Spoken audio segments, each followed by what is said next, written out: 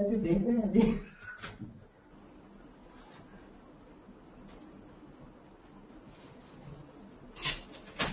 Good evening, everyone. I'm Fahad. I'm the Business Relationship Manager at ACCA Pakistan. Thank you, everyone, for joining Prepare to Pass ACCA Professional Revision Sessions, which are being conducted online and delivered across 41 countries from 31st October till 26th of November 2016. Today, I have Mr. Abdullah Fahad with me from SCAN School of Accountancy, Pakistan. Abdullah is a fellow member of ACCA and he is an associate member of our National Professional Accounting Body in Pakistan. He is the Director Assurance at EY Ford Roads, Pakistan and part-time faculty member at SCAN School of Accountancy. Abdullah teaches ACCA paper P7 Advanced Audit and Assurance. Abdullah is the youngest ACCA affiliate in Pakistan. He has also been awarded Usman Ali Medal by ICAP for outstanding performance in the subject of business finance decisions. During this week-long professional revision session, Abdullah will take you through key topics of ACCA paper P7, Advanced Audit and Assurance. This will be followed by an offline mock exam on Saturday. We strongly urge you to attempt the mock exam under the exam conditions in the morning. And on Saturday afternoon, Pakistan time, Abdullah will debrief the mock examination to all of you. There are some housekeeping instructions. Those of you who are attending the session at Approved Learning Partner, please write down your question on a piece of paper and hand it over to the moderator at your center, who will put up your question to the tutor. However, those who are attending the session from home, please write your questions in the question panel on the right-hand side of the screen. The master moderator will ask the question from the tutor on your behalf. The next person speaking is Abdullah Fahad. Thank you, Abdullah, for joining us, and hope you all enjoy the session and good luck for your examinations. Right. Thank you, Sabah, for the introduction. Welcome, everyone, to Study School for ACCA Paper P7, Advanced Audit and Assurance. It's definitely a very important decision that you've made in your life to choose ACCA. And another very important decision to choose paper P7. Paper P7, as you all know, is all about advanced audit and assurance. And we'll just start off with the slides. And just as Sabah mentioned, there will be some pauses in between to ask various questions that you may have. You can put the questions down in the question box that you have in front of you. And I will be happy to take those questions.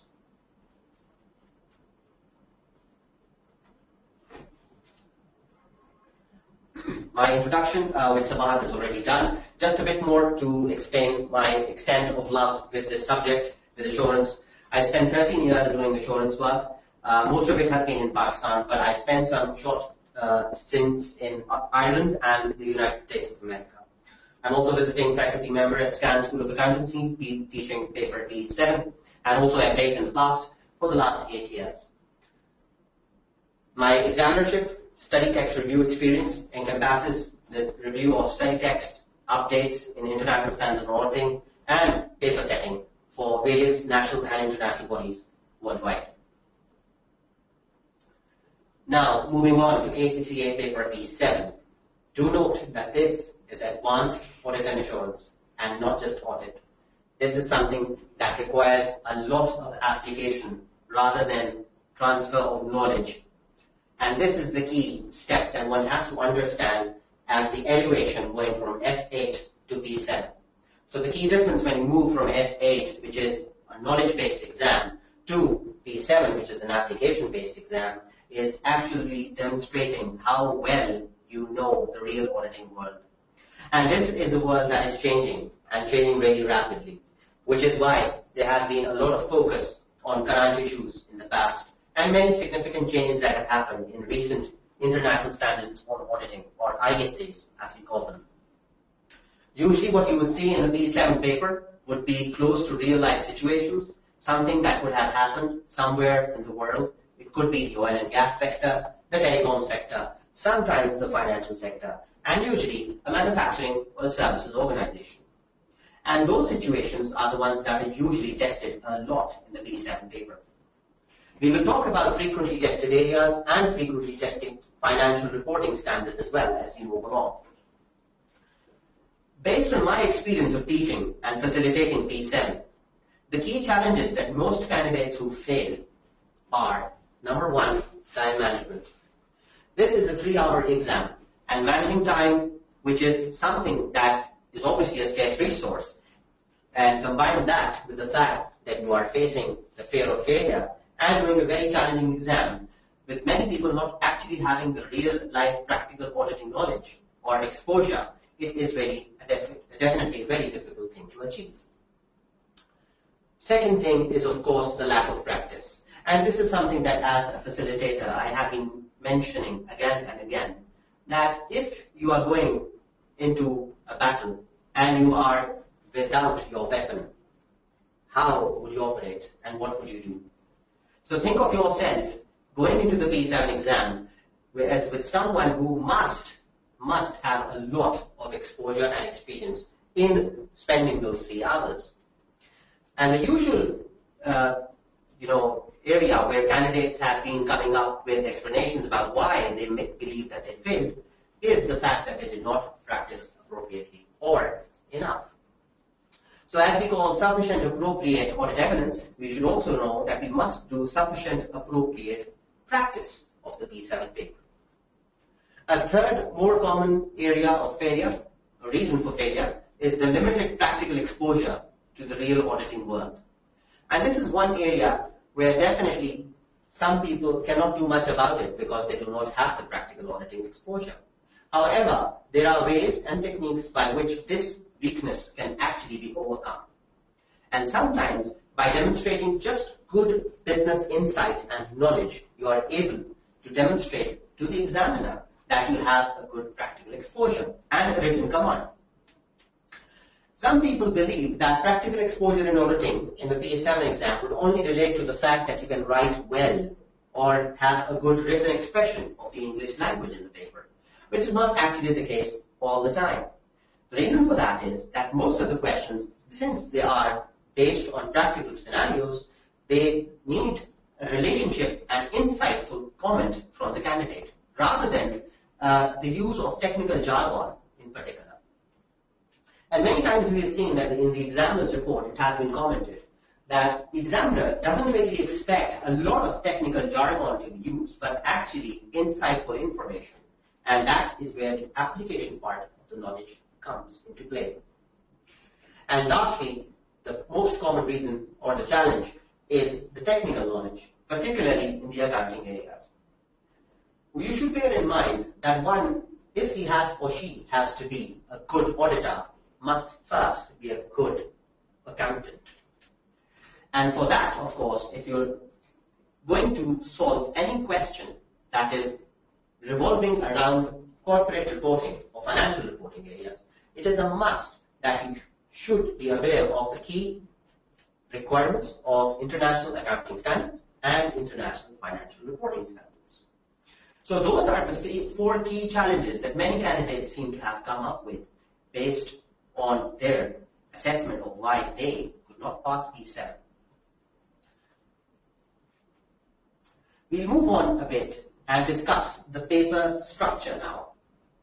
You are all well aware of the fact that P7 is divided into 2 sections, Section A and Section B. Section A has 2 compulsory questions which aggregate to 60 marks. Usually, they have a long scenario in question 1 as well as 2, which is a mix of financial information combined with certain facts, events, circumstances, and very few, in the recent past, non-financial information as well. The responses to question 1 and 2 are required in the form of usually an email reply or briefing notes. So this is basically a situation where you have received an email from maybe your audit senior manager or the partner, and he has requested you for certain information pertaining to the facts and circumstances described in the particular scenario. Also, in Section A, there are 4 professional marks in one of the 2 questions. And we'll talk a bit in detail later as to what these 4 professional marks are about. Section B then has a choice of 2 from 3 available questions. Multiple topics may be tested in a single question. And this is something that we have seen in the recent past, that P7 paper, usually one question does not relate to one single area of the syllabus. Rather, the whole breadth of the syllabus is, tested in a whole 3-hour examination. Which is why, in one single question, you may not expect, and you should not, to see just one single area that has been examined. So, for example, there will never be a 20-mark, or most likely not going to be a 20-mark full question on simply lease accounting and auditing. Similarly, in a question 1 scenario, it is likely that it would be divided into several different parts, and these could range from 3 to 5 parts, and having various marks, of course. So that is the paper structure from Section A and Section B. Usually a question that has been asked many times from me as to how this paper should be solved with regard to the way it should be attempted, whether you should do Section A first or Section B. What I usually say to candidates in response to this is that take the bull by the horns, and which basically means that you have 2 big questions right in Section A, and you should take them as they come to you. So the best technique would be, because you have a fresh mind when you're going into the paper, and the kind of expertise that is required from the candidate who's answering paper P7 is usually that what requires a fresh mind, an analytical mindset, and a lot of business insight. And it is for this reason that I always recommend to go with question 1 first, and then to question 2, and then move on to Section B. Some candidates, however, do feel comfortable answering Section B first, but what I have usually seen is that that results in very little time being available for Section A questions, which require, of course, a lot of analysis, insight, and planning prior to even start picking up the pen and starting to write.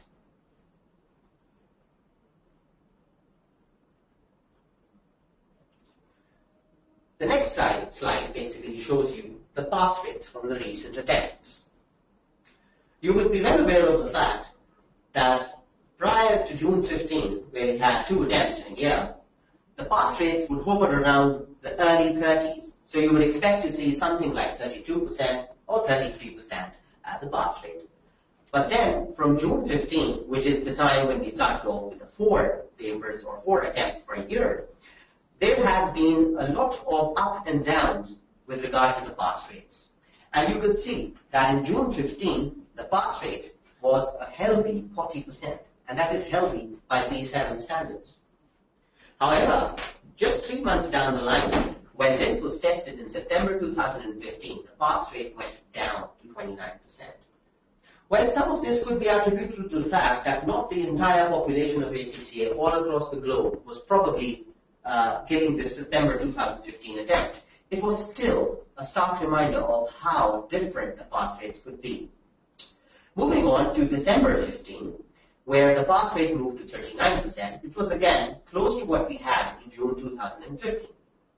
And there was an expectation that maybe now the pass rates had started to rise. But if you look at the 3 attempts after December 15, which are the March 16, June 16, and September 16 attempt, you will see that the pass rates have seemed to have come back to 30, 32, and 32 again. Which barely means that about 1/3 of all people attempting paper P7 managed to pass. And mind you that these are people, some of whom are giving P7 for the 2nd or 3rd time as well, or even more in some cases. Now, while the pass rate continues to scare us with the way that it is being too low, there's always a stark difference as to how you can see the good candidate and the bad candidate and the candidates that fall right in the middle. So if we were to look at this pass rate, and as an examiner, there's always the good candidate. And this is the person usually getting the later 50s or 60 or more marks. And these are the ones who are usually much brighter, and they take less time from the examiner's perspective to solve, to answer. And then there is this category of the bad candidate.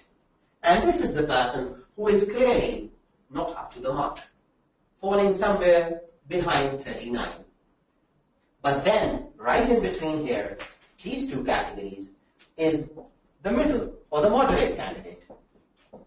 And it is these people checking whose paper can take a lot of time. And these could fall anywhere between 40 to 55. And these are the areas where you need to avoid.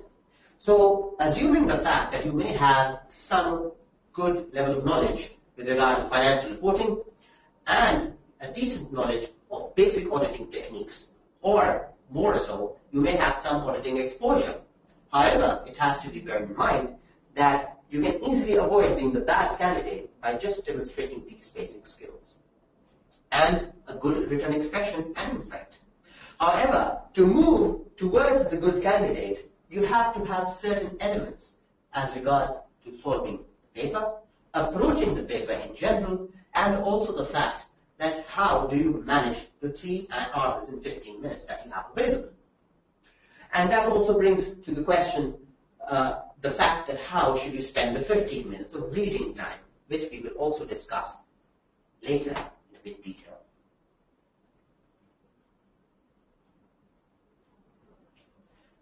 Now, key reasons for failure. Something that is common and something that I really like to discuss with people who fail. The middle category versus the bad category. Which could you fall into? Where could you be? And what could be the reasons for those?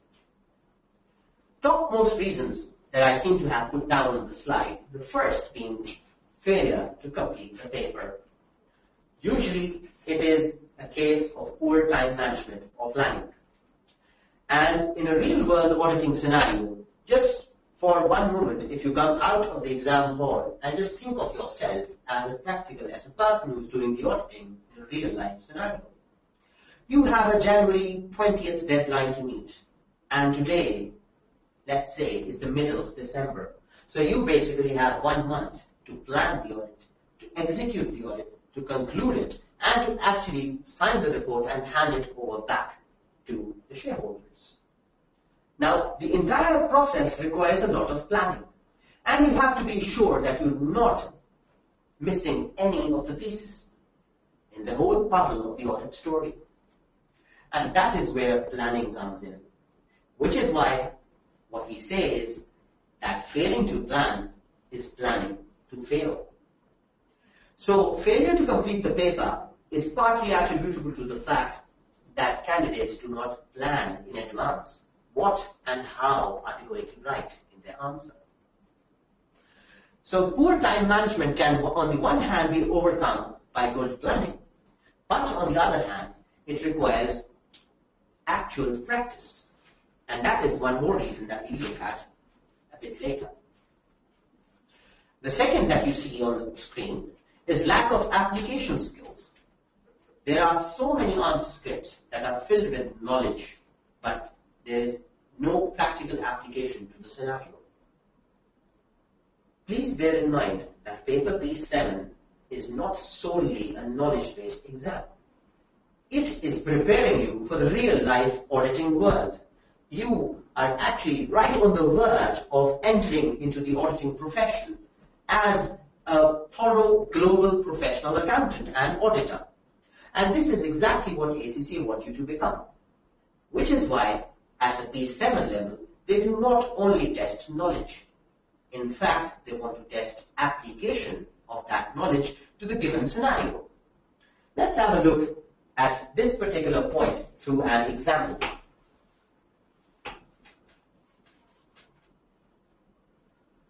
Let's say that you are going to audit a company that manufactures shoes.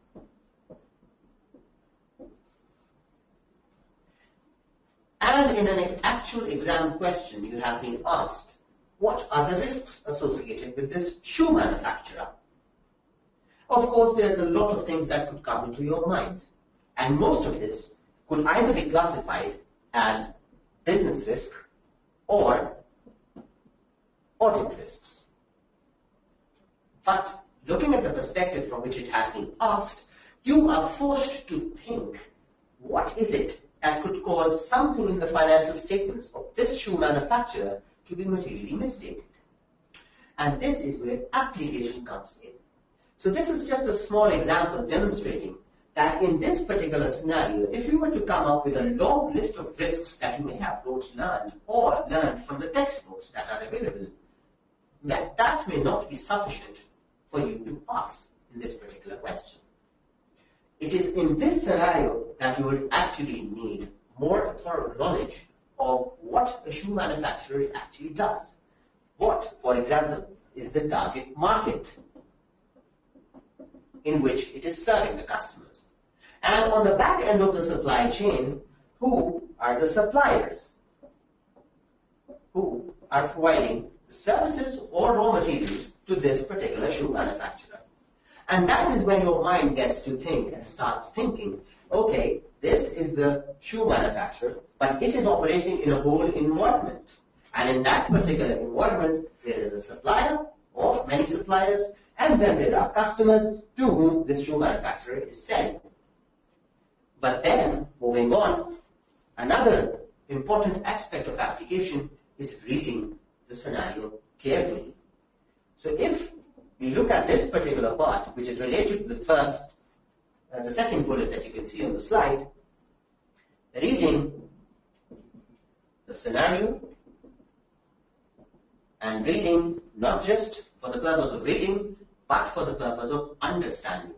So reading the scenario carefully would actually lead you to ask many different questions about this shoe manufacturer. One of which would be that what is the market to which this shoe manufacturer is selling? It could be the retail market, where actually customers come, pay you by cash, and there is actually no credit risk. Or it could be the wholesale market, where you are offering your shoes to the market, the wholesalers, who are actually then going to sell it to the retailers. And that is where credit comes in. And there is a whole lot of credit risk that opens up. So this is how one can demonstrate the fact that it is not just knowledge that is required for this paper, rather it is the application of knowledge to this particular scenario. Third and very important reason for failure is the lack of analytical skills. Usually you would see in the B7 paper that along with a lot of English text that is written in the question, there are a lot of numbers that are there. And the examiner has given those numbers for a particular purpose. And that purpose is actually analytical skills. So one has to bear in mind that if I have certain numbers, I have to use those numbers to generate some analysis, and that analysis could help me identify risks. This would be another area where giving an example would probably help to explain how numbers can actually be used. An accountant's life is all about numbers, but an auditor's life is actually more about the analysis on those numbers. So if you are a good professional global auditor, which ACCA wants you to become, of course, using this paper, B7, lack of analytical skills or the application, on the other hand, of the analytical skills would mean that if you have sales that were 100 in the prior year, 2015, but in 2016, they became 120. One very basic thing would be to ask or to have this feeling that, okay, seems to be a good situation. There has been a 20% increase in sales. However, if this is linked to somehow debtors, and you figure out that debtors at the end of the year 1, which is 2015, were, let's say, 25, but they have now doubled and become 50. This is where the analytical part comes in. So you see that there has been a 20% increase in sales. However, the debtors related to those sales have actually doubled at the year end, which basically means that the sales may have been increased by enhancement of the credit limit or the credit period. The company may not be making sales to people who will actually pay back the money, or pay it in full, or pay it on time, which basically means that there is a problem with recovery of trade receivables. So this is how you connect the increase or decrease in one number with the increase or decrease in the other number. And this is the kind of analytical technique that the P7 paper is usually requiring you to demonstrate. Then you have the lack of basic accounting and auditing knowledge. Of course, as we said, that this is advanced P7, advanced audit and assurance, and which is why you do not just need to have a knowledge of basic assets, liabilities, income and expenses, but actually some of the nitty-gritties involving, for example, revenue recognition, which just came up with a new standard, IFRS 15, or lease accounting, and a basic knowledge at least of financial instruments as well. Whilst it's not important at the P7 level to know the nitty-gritties and the whole lot of details, for example, around hedge accounting or derivatives, it is still worthwhile and important to note that a basic level of knowledge of financial reporting is very important. Because it is assumed that somebody who is coming into P7 has actually a very good knowledge of P2. On the other hand, lack of basic auditing knowledge can also sometimes be a hindrance. And the reason for that could be, well, lack of actual practical auditing exposure. Then another reason for failure is vague answers. And that basically is something that makes life for the examiner really difficult. I'll also put one example to explain this particular point in more detail. This is because at the outset, we have to be aware of what are the common pitfalls. And I would recommend that each one of you asks this question to yourself. Am I being able to apply analytics in my P7 answer? Am I able to demonstrate that I have good financial reporting knowledge? Am I giving vague answers, for example? Let's say that there is a question with regard to purchases. There has been the purchase of a certain item. And in the P7 exam, you have been asked to give the procedures around the purchases. And one of the procedures is check the invoice. Now, this particular procedure, as you can see, may have been written by the candidate thinking a whole lot of things in the back of their mind. Perhaps thinking that checking the invoice means checking the date of the invoice. It could also mean checking the amount of the invoice matches the general ledger. Or it could mean checking that the invoice has actually been signed by the authorized representative of the company. So this is an example of a vague answer, which is not clear enough as to what is actually going to be checked. Which is why, as a facilitator for P7, I also recommend not to use the word check, because sometimes it can be misconstrued in the mind of the candidate who is writing it, but taken differently when the examiner is reviewing the same answer. So a better alternative could be to actually state the procedure that is required on the purchase. And that could be to verify that the purchase has actually taken place by scrutinizing or reviewing the invoice and making sure that the acknowledgement has been obtained from the customer. Or if we have made a sale, in which case. But if we have made the purchase, then it's probably the supplier's invoice coming to us. So we have to make sure that we do not give answers that are vague or lack clarity. We look at a lot of examples around this particular area and the common pitfalls as to which are the areas where usually candidates find it difficult to come up with very specific responses. Another common reason is failure to respond in a professional manner. This is obviously expected at the level of P7, which is, as I said, an advanced level paper. So perhaps having phrases like these, or maybe saying, ask the management, was there a fraud during the year? will not suffice as a professional answer. Sometimes it's not just about the use of jargon or words that you have in the answer script.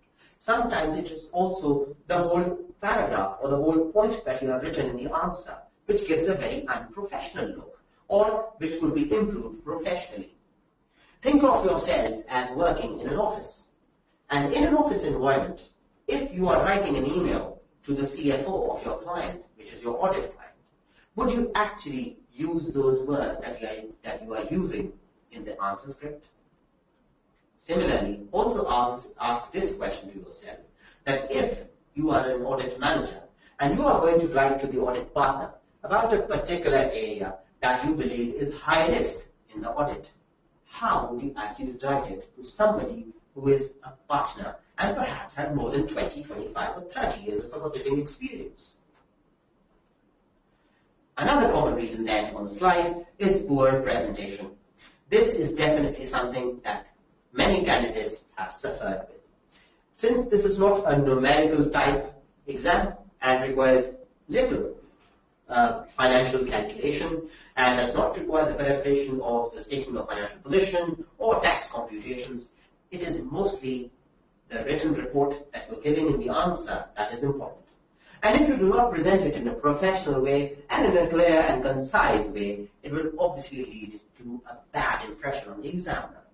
Now, of course, there is no negative marking in this particular paper. However, a negative impression is something that I believe can be even worse. So always give an answer that is like coming from a professional accountant. And lastly is the non-observance of mark allocation. This is something, again, on which it is important to use an example. Let's go back to the shoes example that I just mentioned. Let's say that for that shoe manufacturer that we were talking about, you come up with a whole lot of different risks. And the first risk is credit risk. That is, the risk that the debtor will not pay you or will not pay you on time. But then there is another risk, which is the risk with regard to inventory being obsolete. Now, what usually happens is that you have two types of risks. One is the credit risk, and the other is the inventory obsolescence risk. You start off the answer by writing about credit risk, and you end up explaining a whole lot of detail as to how this shoe manufacturer could face credit risk and what could be the impact on the statement of financial position and the statement of comprehensive income. However, it turns out that you have spent, where you wanted to spend 5 minutes, you've actually spent 10 minutes writing about credit risk. So you look at the time and you figure out, oops, I am late and I do not have time for inventory obsolescence. So for example, on credit risk, maybe you wrote 10 lines. And when it is time for writing on inventory obsolescence, you absolutely do not have time. And you end up writing maybe 2 lines with regard to inventory obsolescence. You go out of the exam hall thinking, I mentioned both the risks. I cannot fail because I actually figured out that there were 2 risks in the scenario. One was the credit risk and the other was the inventory obsolescence risk. However, the fact of the matter is that both carry equal weightage. So for example, in question 1, this could carry 3 marks and this would also carry 3 marks. But while you may end up getting all the 3 marks for credit risk because you've explained it in so much detail, you may not get the whole 3 marks on inventory obsolescence because you did not observe the mark allocation. So do bear in mind, especially for question 1 and question 2, wherever you have a scenario where you are required to come up with different risks or different procedures, each risk or procedure is likely to have similar weightage in terms of marks. So do be fair with each of the procedures that you write, and do not be unfair to one at the expense of the other. So those are the key reasons for failure that are important to understand, and I would recommend once again that each one of you asks this question to yourself: am I doing this or could I improve on this particular area?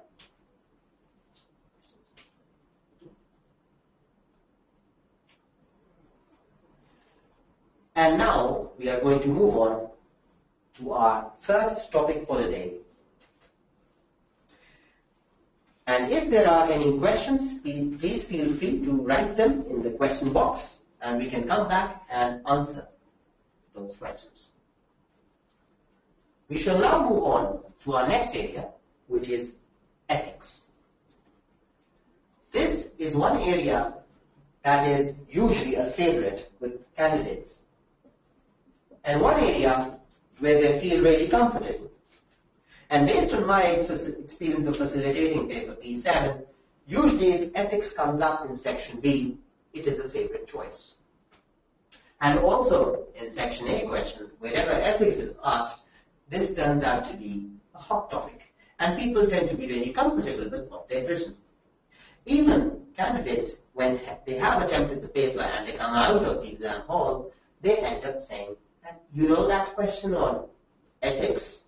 It was awesome. I wrote a whole page on this. But would it actually help get the whole marks? Maybe that is something that you need to consider.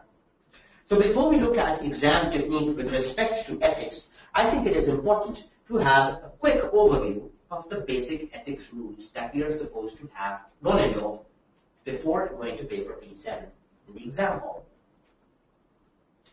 First and foremost are the 5 fundamental principles. 5 fundamental principles, some of which you can see on the screen. So the 3 principles that you see on the screen are integrity, objectivity, and professional behavior. First one is integrity. This is related to members being straightforward and honest in their professional and business relationships. And it does not only mean just speaking the truth. It is a whole lot more than that. Being straightforward and honest with regard to whatever business decision that you are making. Also, one common area that people do have a misconception about is that the 5 fundamental principles relate only to the auditor. This is incorrect. They not just apply to the auditor, but they also apply to the professional accountant, whether or not in public practice.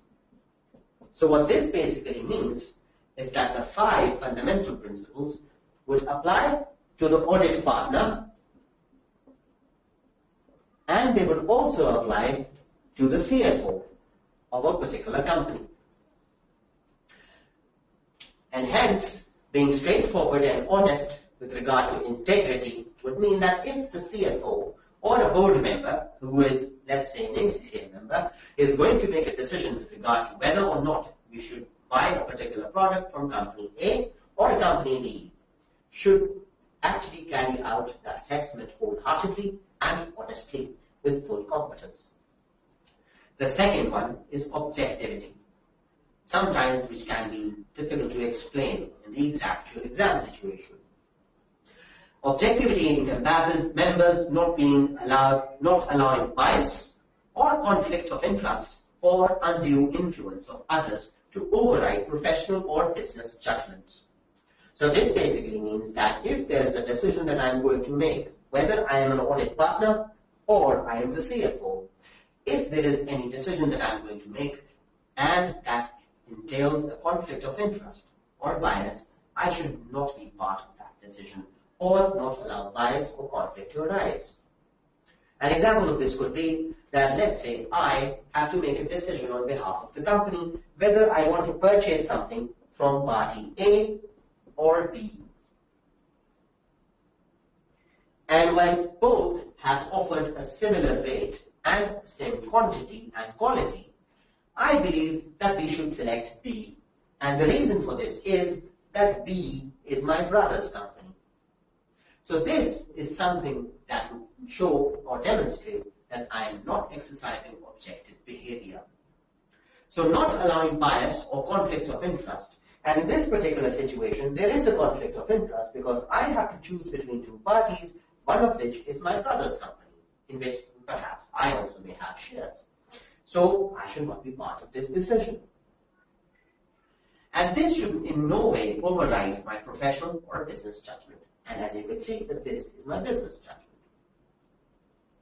Third is professional behavior, which requires that members should comply with relevant laws and regulations and should avoid any action that discredits the profession. Now, professional behavior can be taken differently in various parts of the world. So, for example, engaging in competition with somebody who has worked with you in the past, perhaps in some countries could be treated as not very professional behavior. But sometimes, for example, in certain emerging economies or developing countries, this practice is going on, and it is not considered unprofessional or less professional behavior for that matter. So members are supposed to be compliant with the laws and regulations and should not do or say or engage in anything that results in discrediting the profession as a whole. So for example, if you do something that is wrong, usually the community is not going to say that you were incorrect or did the wrong thing or were inappropriate in your conduct, but rather it would spread over to the whole community. And people might start saying that accountants or auditors are people who are doing these kind of things. So one action on part of one could result in discrediting or disrepute of other people within the same profession.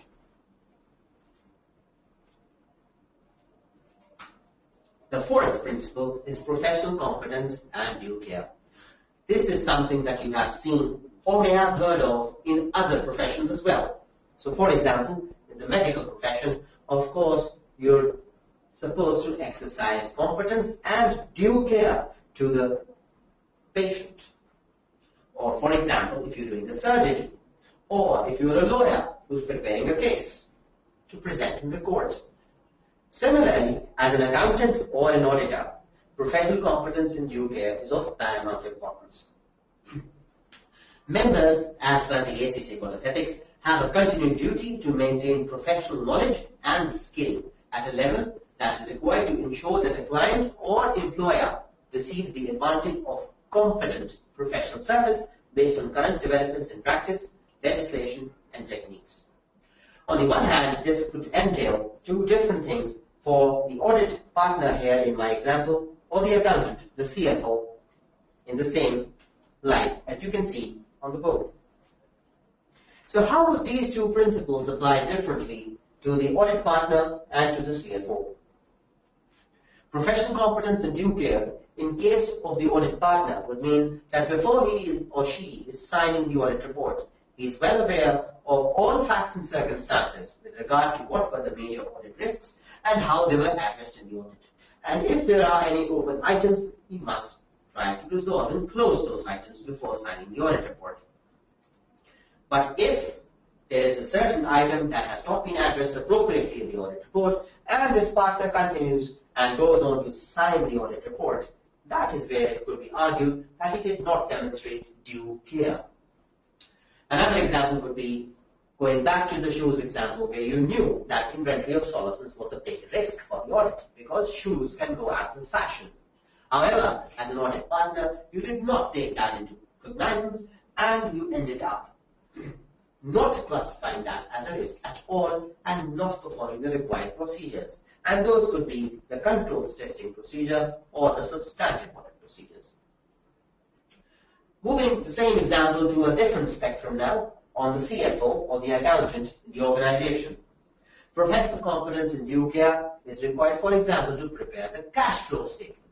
And let's say that in preparing the cash flow, you are short of time or for whatever reason, you do not give enough weightage to the fact that which activity has to be classified as operating, financing, or investing.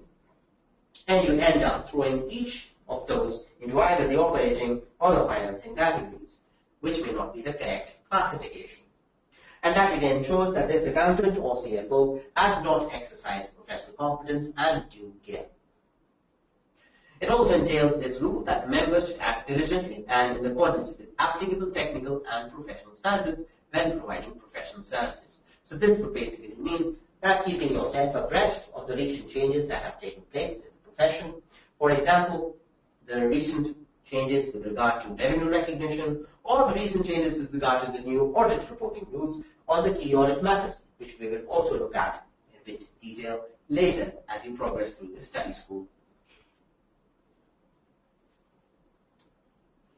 And lastly is the very important principle of confidentiality. So of these 5 fundamental principles, there is just one that can be breached, and in that too in very limited circumstances. And with that particular principle is fundamental principle of confidentiality. Members should respect the confidentiality of information acquired as a result of professional or business relationships. And they should not disclose such information to third parties without proper and specific authority, unless, of course, there is a legal or professional right or duty to disclose. Confidential information acquired as a result of professional and business relationships should not be used for the personal advantage of the professional accountant or third parties. And you would have heard a lot many times the word insider trading. And the fact that you have been hearing in the news over the last 4, 5, 10 years perhaps, that XYZ has been captured on insider trading, there are charges against them because they were privy to certain information and they made use of that confidential information for their personal gain. So this is the principle that can be breached, as I said, and that is in a very limited circumstance. And those are the legal or professional right or duty to disclose. Now, what could be the example of such cases where the duty of confidentiality would be breached or perhaps overtaken or overridden? For example, you go to an audit client and that audit client is engaged in significant illegal activity. That would involve perhaps money laundering or some activity that is declared that is banned in that particular jurisdiction. Maybe producing a particular chemical that has not been allowed in the country. So now in this particular case, as an auditor or a professional accountant, even if you were not the auditor of this entity, it is your professional duty to disclose this to the regulators and to third parties. Sometimes also it happens that the principle of confidentiality is breached or overwritten because the client expressly gave permission for this particular purpose. And that could be an example of which an IPO, an initial public offering. This is where a company goes from private to public. And this is where it is requiring different people in the community to come and subscribe shares into our company. And that is when obviously they will be needing share promoters. And you would be required to demonstrate that this company has a sound financial base, it has this particular business plan, if the money comes in, this is what we're going to do, perhaps set up a factory, and these are the advantages that you as potential shareholders could see. And this is where information that is private information can be shared with the express permission of the company to make it public in an initial public offering, an IPO. Again, a situation where the confidentiality principle could be overridden by facts and circumstances that are other and specifically identified. So those are the 5 fundamental principles of the Code of Ethics.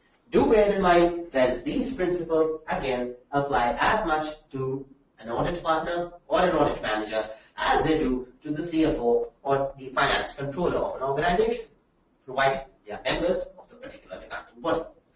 Also important to note here is that there are 2 Code of Ethics that are in your syllabus.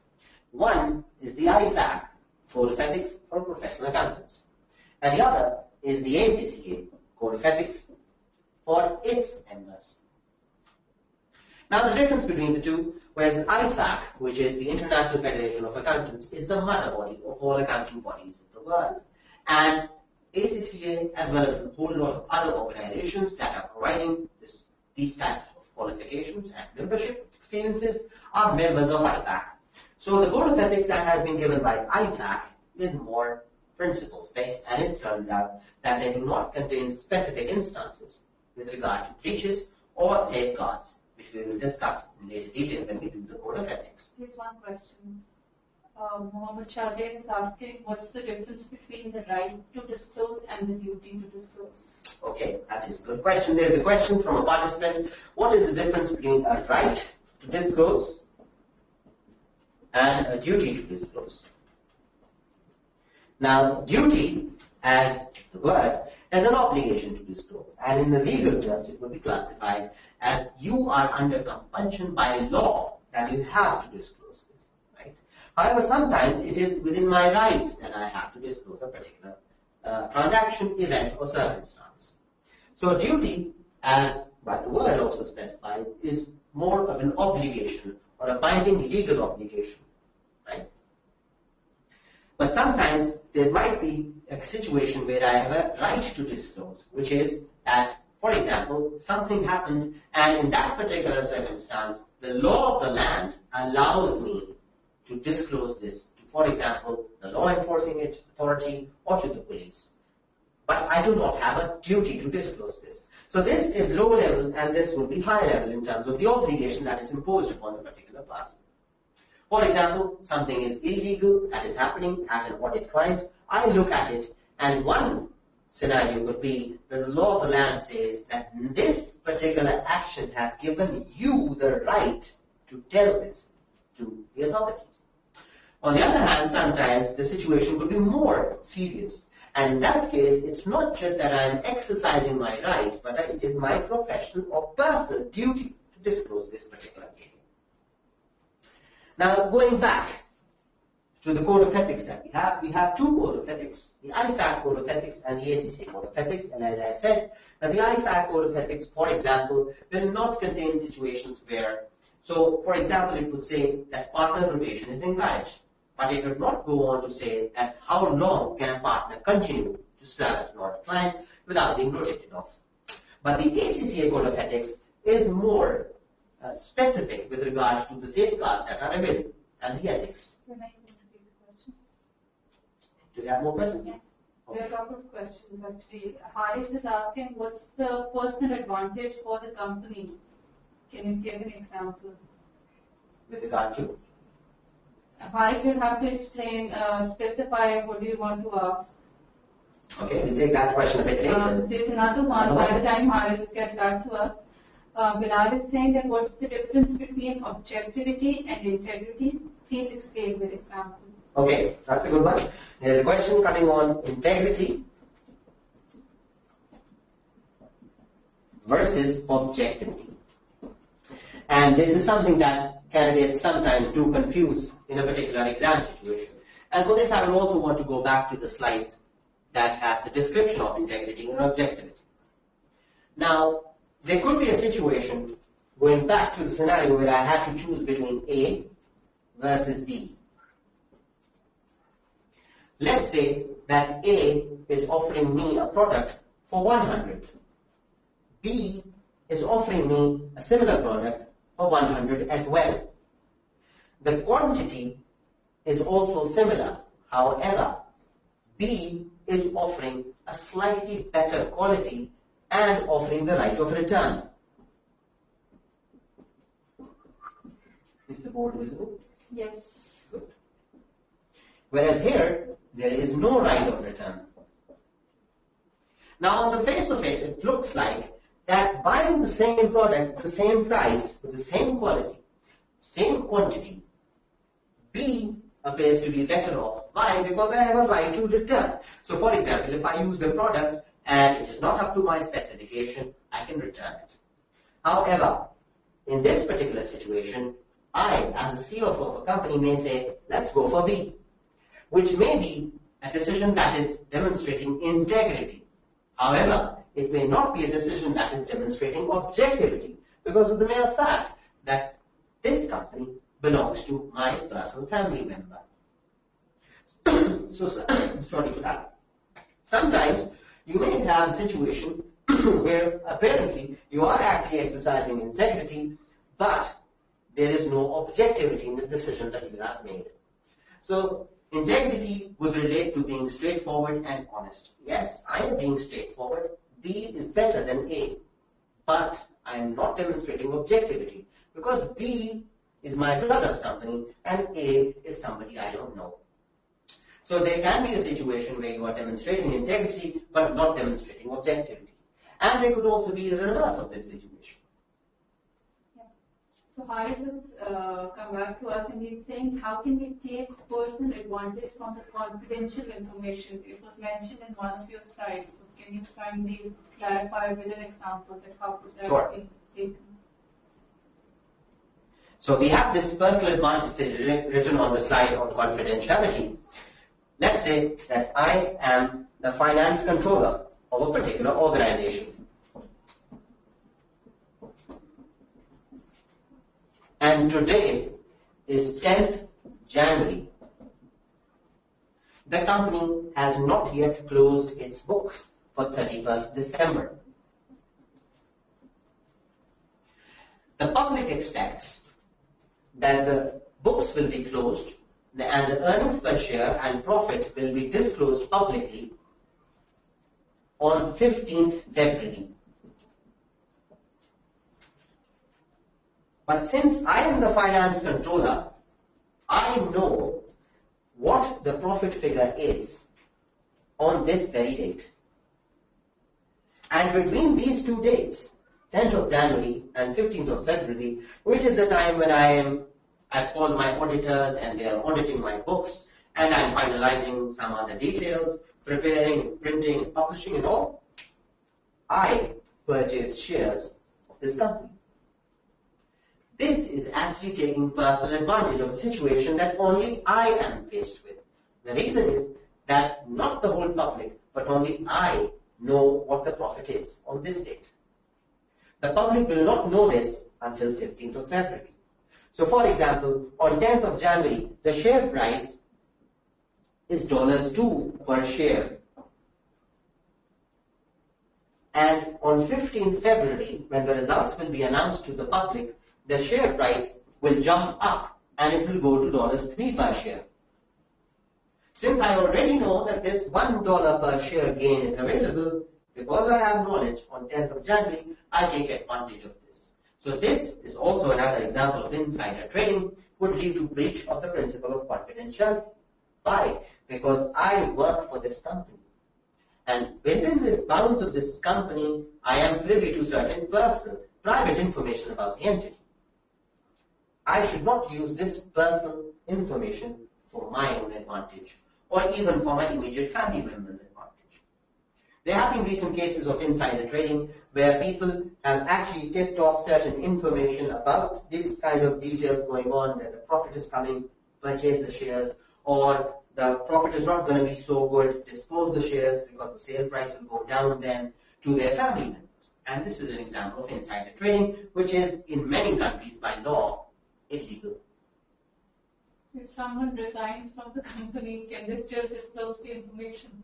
Yes, in case of resignation, usually the companies have clauses in their employment agreements, and it really depends on what kind of information is being shared. Sometimes it could be certain marketing techniques, which is why many people who are working in marketing, they are supposed to sign agreements with the employers as to they will not disclose any of that information to other third parties for a typical time period after the employment has ended. So for example, if I leave the company today and I have signed this bond with them that for the next 6 months I will not disclose any information about the entity or its marketing techniques to anyone outside, any other party, there could be a situation where I have been taken by the competitor of that company. And there could be a situation where that information which I had as a result of my previous employment is being shared with the new employer. And that could be potentially dangerous. So it really depends on what the law of the land is. But there is no compulsion as regards the ACCA rules or IFAC rules with regard to this. Although professionally it is not a good situation to have. And there is no bar as regards to this, because this would fall into the civil law between two different parties. One is the employer and the other is the employee.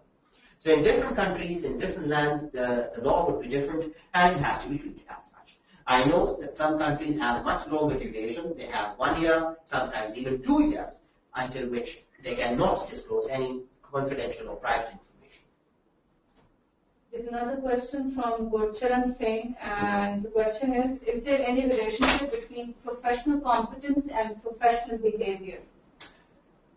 If we talk about relationships, of course, all the 5 fundamental principles are interrelated. The reason is, as we saw with regard to integrity and professional and objectivity. Again, if you talk about professional behavior and professional competence, sometimes if you're not behaving professionally, for example, you're offering services at a much, much lower fee, or saying that come up with 3 audits and I will give you 1 audit free, this is something that is not just connected with unprofessional behavior, but ultimately it could also lead to not demonstrating professional competence. The reason for this is that, let's say, and it's a funny thing to have to discuss over here, but still, let's say that I say that do 3 audits plus 1 free. Now this basically means that professional behavior, not at all. But this would also have another repercussion, and that is that professional competence, when it comes to actually auditing them, since I am not receiving any money for this free audit that I am doing, it is highly likely that the quality of such an audit will be much, much below what I would have offered had I been paid professionally and commercially for the work that I am doing. So yes, there is an interrelationship between the 5 fundamental principles. Shazeen is asking that if my brother's company is giving me a better product and I'm selecting this product because of it being better than any other product from the competition, is that a breach of objectivity? That is still a decision that you have made by demonstrating integrity, but with regard to the question on not having conflict of interest or bias, of course this is a situation in which you would, even if you are not, it might appear to be biased. And as he said, that one has to be and appear to be independent. So you in your mind might be right that yes, I am independent, I am making a proper decision, there is absolutely no problem, this is the right decision to make. But from the perspective of the community, from the perspective of the society, this could not be treated as such. And it is therefore advised best in such situations, and these situations can actually come in your piece of paper. So it would be best advised that you should refrain from this decision-making process and disclose the fact that this company that you're going to evaluate is my brother's company. Hence, I would stay out from it, and the remaining board of directors can decide which company they want to go with. So assuming there are no questions for now, we'll move on to the next part of the Code of Ethics, another favorite one, which is independence. Now, independence is something that you will expect to see in almost every P7 paper. This is something that is expected to come. It could come as part of a section A question, question 1 or 2, or it could come as a whole full-fledged 20-mark question in section B. Independence, as the name specifies, is not being dependent on a particular client, and that dependence could be financial dependence or personal dependence or otherwise. Now, independence, but the basic principle with regard to the ACCA and ICAC Code of Ethics on independence is that an auditor should be and appear to be independent. Now, what does this mean? Let's have a look at it. There are 2 aspects to independence: being independent and appear to be independent. So this would basically mean that you are independent in mind. But this would actually entail that you are independent in appearance. So this relates to the auditor and not the accountant. And again, one basic difference that one has to understand between the 5 fundamental principles and the principle of independence is that whereas the 5 fundamental principles could relate to an auditor equally as they would apply to the CFO, the principle of independence is only related in an audit situation. And hence, whatever we are going to discuss with regard to independence will be with regard to relationship between an auditor and the audit client, which is perhaps, most probably, in P7, a company. So one should be and appear to be independent. So not just the fact that I am independent and I do not have financial interest or shares or whatever in that company, but also the general public perceives that I am independent. Now what does this basically entail is avoiding the threats to independence. And there are 5 of them. As you can see on the slides, first is the self-interest threat. Next, you have the self-review threat. Thirdly is the advocacy threat. Fourth, familiarity. And fifth, intimidation threat. We will have a look at each one of these in a bit detail because this is one of the favorite areas with regard to not just the candidates who want to attempt P7, whenever it comes, they usually tend to select it, but also seems to be a favorite area with the examiner because this is something that has been examined repeatedly in many attempts back and forth. The first one is self-interest threat. And this could arise out of a lot of situations. The first one, of course, and the most commonly explainable one, easily explainable one, is the financial interest threat. So for example, if I am the shareholder of a client and I have certain shares in that particular client, I may not deem to be independent. That is because I am representing my interest in the company. And that could be a 5% interest or a 10% interest, right? So I may perform the audit with my own perspective, and that could be that, oops, anything that's going wrong beyond $100,000, I just can't tolerate it, and I'll disqualify my report. But on the other hand, there could be a different situation, and that could be that I am a very large shareholder. And for me, I'm a significant investor in this business, and for me, anything that is under 10 million, I just don't get bothered by it. And what would happen in that particular situation? There are other people or other set of shareholders who may believe that this 10 million is too big, it's too huge. And for them, actually anything that moves the profit by 5 million is actually material for them. So financial interest would actually directly hinder and be a threat to independence. Secondly is my personal relationship. This is something that we've discussed many times in our scenarios as well, and you would have learned about this in your F8 studies as well. So for example, you have a personal relationship with somebody who is at the higher level in the organization. Now this is something that's important to note because sometimes in the P7 paper, it can happen that the person with whom you have a relationship is not actually related to financial reporting. An example would be better to make us aware of this particular fact. Let's say that I am the audit partner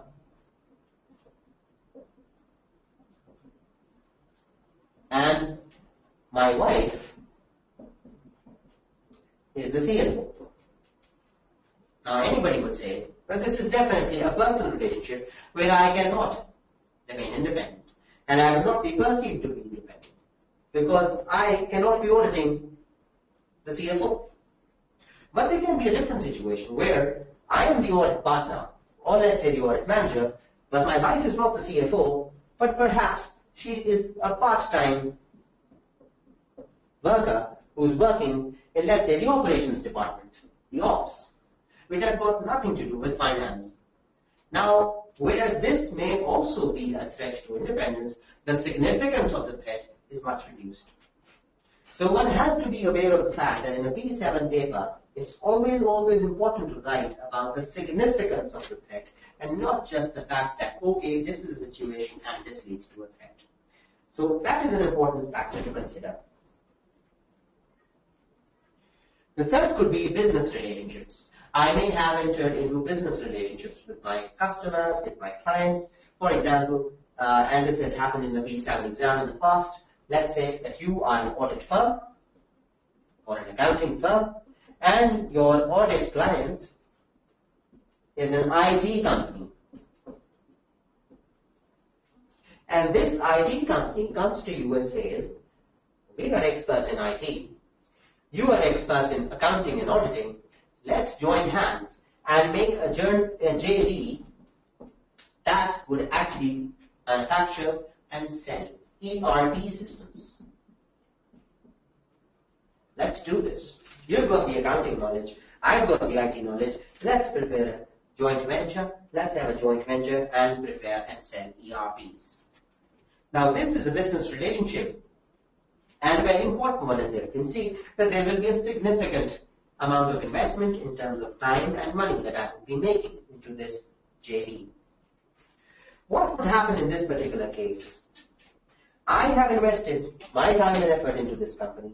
The IT company has invested their time and effort into this company. And let's say that it is going really well and we're having a good time. However, during the audit of this IT company, I come up with a situation which would result in a qualified audit opinion. And I know that if I give a qualified audit opinion on this IT company, it's going to end up in a fight between me and the IT company. And they're probably going to say, okay, we call off the deal, we're no more business partners, you're not using this relationship properly, and it's all doomed. Now, what would happen?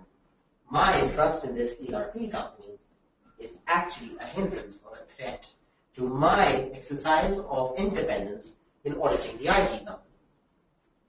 Which is why business relationships most of the time would create a high or a significant threat to independence of the auditor. Then there is the example, as you can see on your screen, of loans and guarantees. Loans and guarantees given by the audit firm to the client or obtained from the client, for the audit firm, could actually lead to something that is very easily explainable, threat to independence. And of course, if I've taken a loan from my audit client, and then I say that, okay, thank you for giving me the loan, and I'm going to give you a qualified report, it's not going to help, because they have actually given me a loan which I have to return, and that obviously puts me under a situation whereby I am a little bit downwards as compared to the audit client. Then we have gifts and hospitality, something that is frequently tested as well. And I think it is good to have an explanation around this particular area as to what is the gift and hospitality that is allowed. Now, gifts and hospitality, there could be three elements to it. One is that gift and hospitality is big or small with regard to my perspective, the audit firm's perspective. Or it could be big and small with regard to the client perspective. Now, whose perspective is important? And it is for this that I would want to take you to a question so that you consider which one is important. So as you can see on the screen, I would want to give you 3 minutes to read this question and think about what the response should be in this particular situation. So 3 minutes.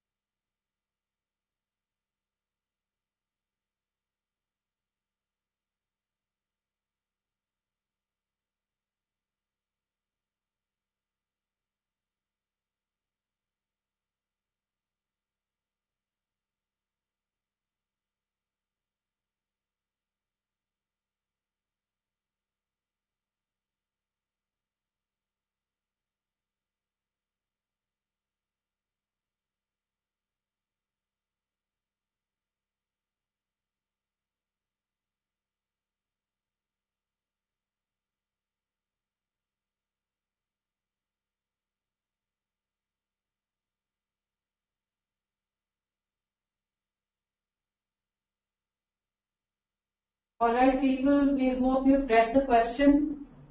Can you kindly write down your responses in the chat box?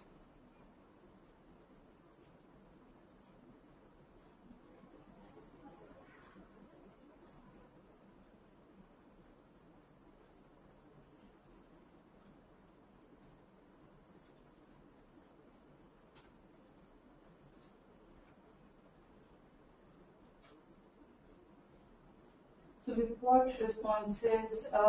SN is saying there's no issue because the ticket is immaterial to both ABC Airlines and Mr. Brown. So many comments coming in. We need 4 or 5 of them. Yeah. Let's just give 30 seconds. 30 more. Threat to independence will be there, but significantly low. That's Michelle saying. Then there is no independence issue. That's once again being sent by Anam Shaukat.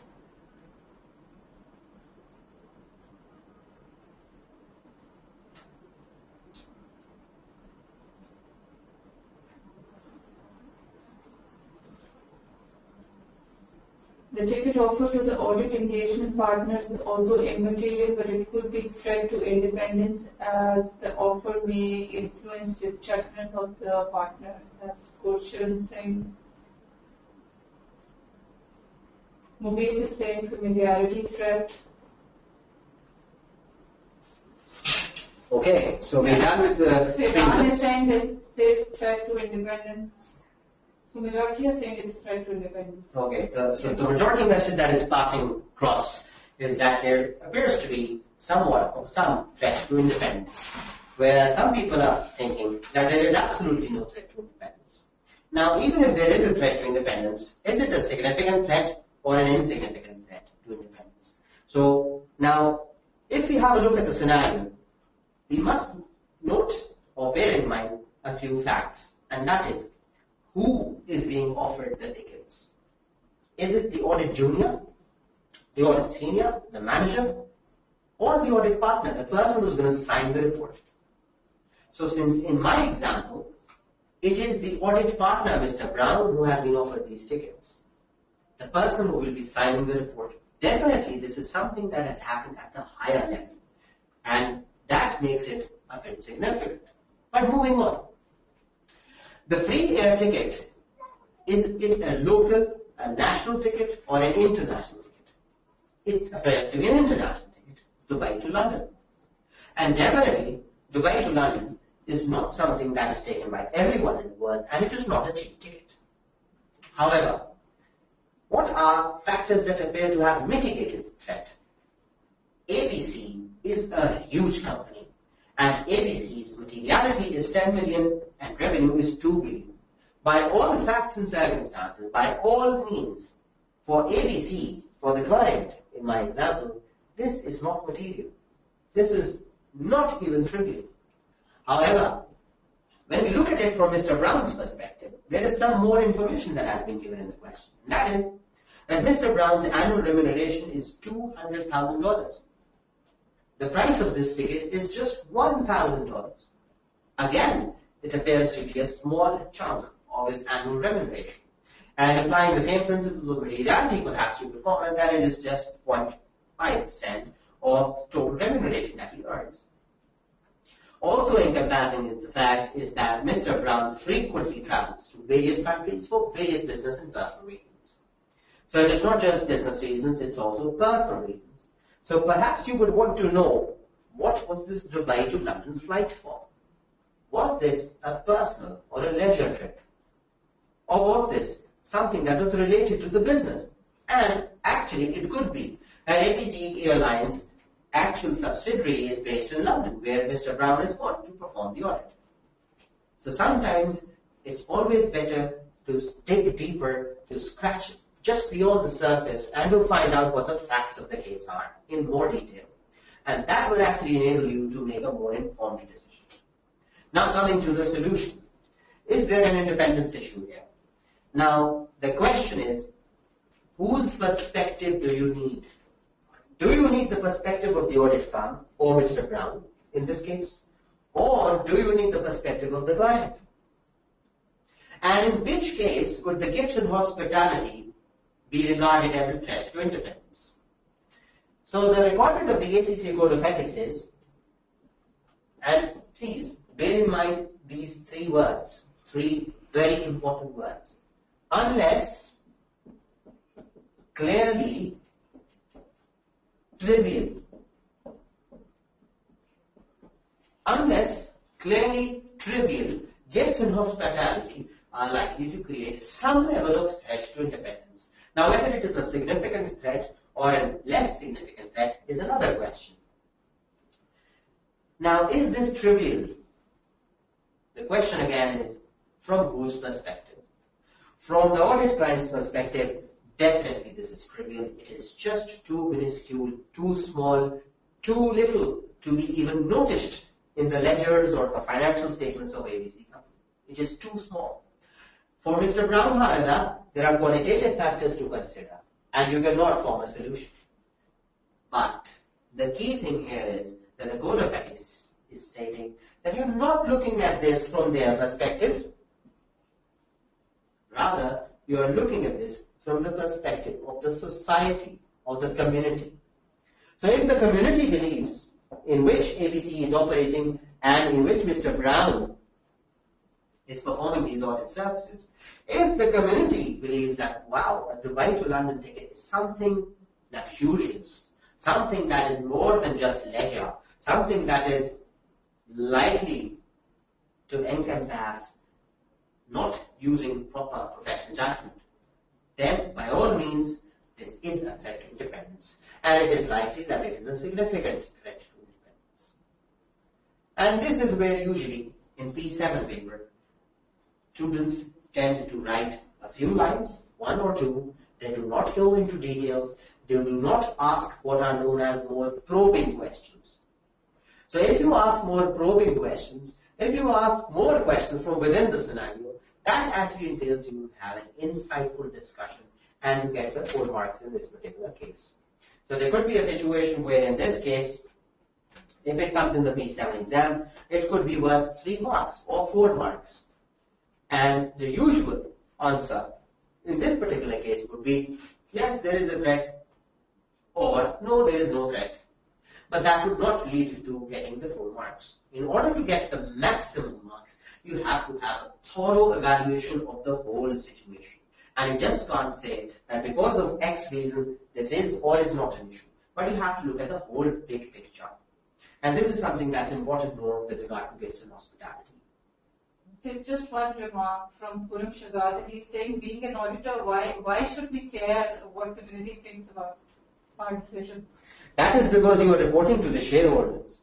And to the shareholders, they are part of the broad community. Especially look at this in the perspective of a listed company or a public interest entity.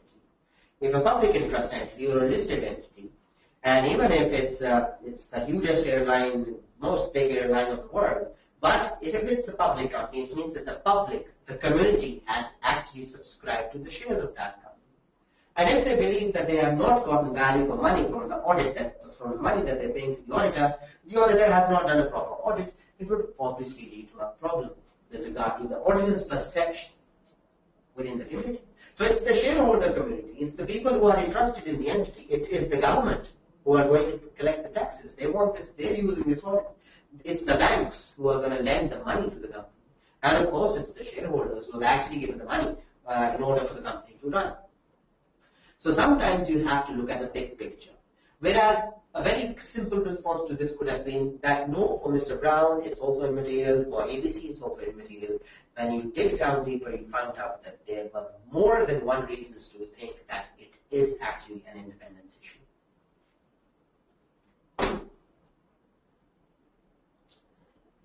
Now going back. Can I just share with you the comments that I've got from Usama Ali? And he says, as it is immaterial amount, why would a shareholder feel bad? It's not even 0.1% of the total revenue of ABC. Yes, it is again a good question. Now, look at the perspective of materiality, not just on a quantitative basis, but also a qualitative basis. If I am the shareholder of this company, and I am saying that, okay, the person who I gave authority to audit this company, He is having free meals and free lunches and free flights. What independence is he exercising? Was he impartial? Did he do a proper audit? These are the questions that could come into my mind as a shareholder. And the reason is not because it's just the $1,000 that is actually impacting me. I am impacted by a whole lot more. I am impacted by the fact that I am paying an audit fee to an auditor, and I expect that he would do a proper, thorough audit. And if he's not done it, then obviously there is an issue. So Shaman is saying, so any gift from public listed company is material by nature. Is that correct? Okay, now that's another good follow-up question. Is any gift from the public something that is to be worried about? The answer is no. The reason for this is that, as is customary in many countries, it is very normal for certain gifts and hospitality to actually be given to the auditor. An example of this is, again, going back to the trivial thing. Now, think about the culture that you are operating in. Look at the place where you are, the country where you are sitting. If you were to go to some place and this guy offers you a glass of water, you wouldn't say that that is something that is breaching independence. But let's say that this guy says, okay, finish the audit, tonight we're going to go to the most expensive restaurant and I'll buy you a meal. Now this is something that from the perspective of the shareholder could be taken as much more than just trivial.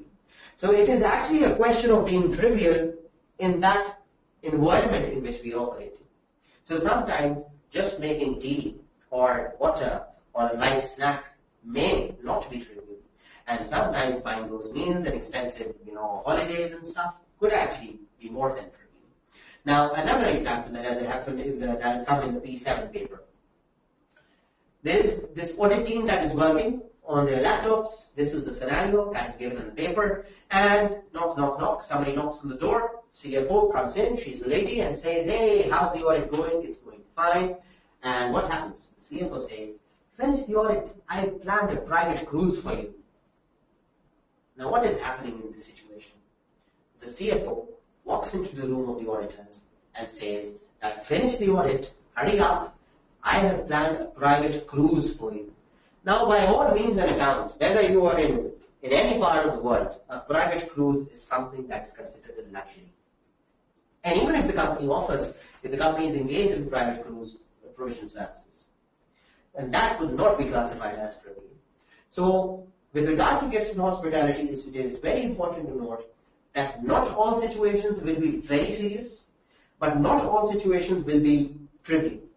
There are usually in-betweens, and those are the situations which are usually tested in P7. So you cannot clearly say that, okay, this is too bad, or okay, this is trivial. You sometimes have to ask the right questions, and those are the questions that we just practice thinking about. Moving on to lowballing, again, another area that leads to self-interest threat.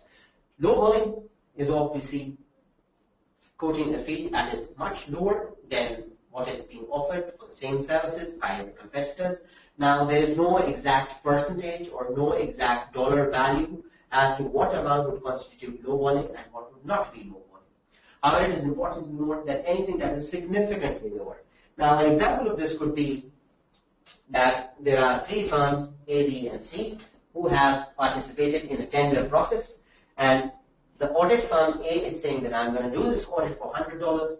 Audit B says I'm going to do this audit for $110, but the audit firm C says that I'm going to do this audit for $30.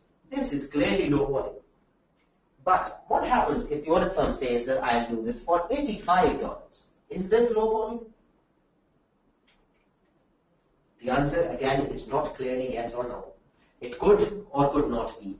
The reason is, what is the scope of services that has been agreed? Maybe the fees is on the higher side for A and B because they are including some other fees as well. For example, fee for providing an opinion on the consolidated financial statements as well, in addition to the opinion on the standalone financial statement. Or this fee increase or this fee decrease could be because of the fact that the audit firm C is assuming that a lot of work could be obtained from, or assistance could be obtained from the internal auditor of the entity. So again, always, whenever you are faced with an ethics question, do not straight away jump to the conclusion. Always take a step back and ask yourself, what are the questions that I need to ask about this situation? What are the additional information that I need to answer this question appropriately?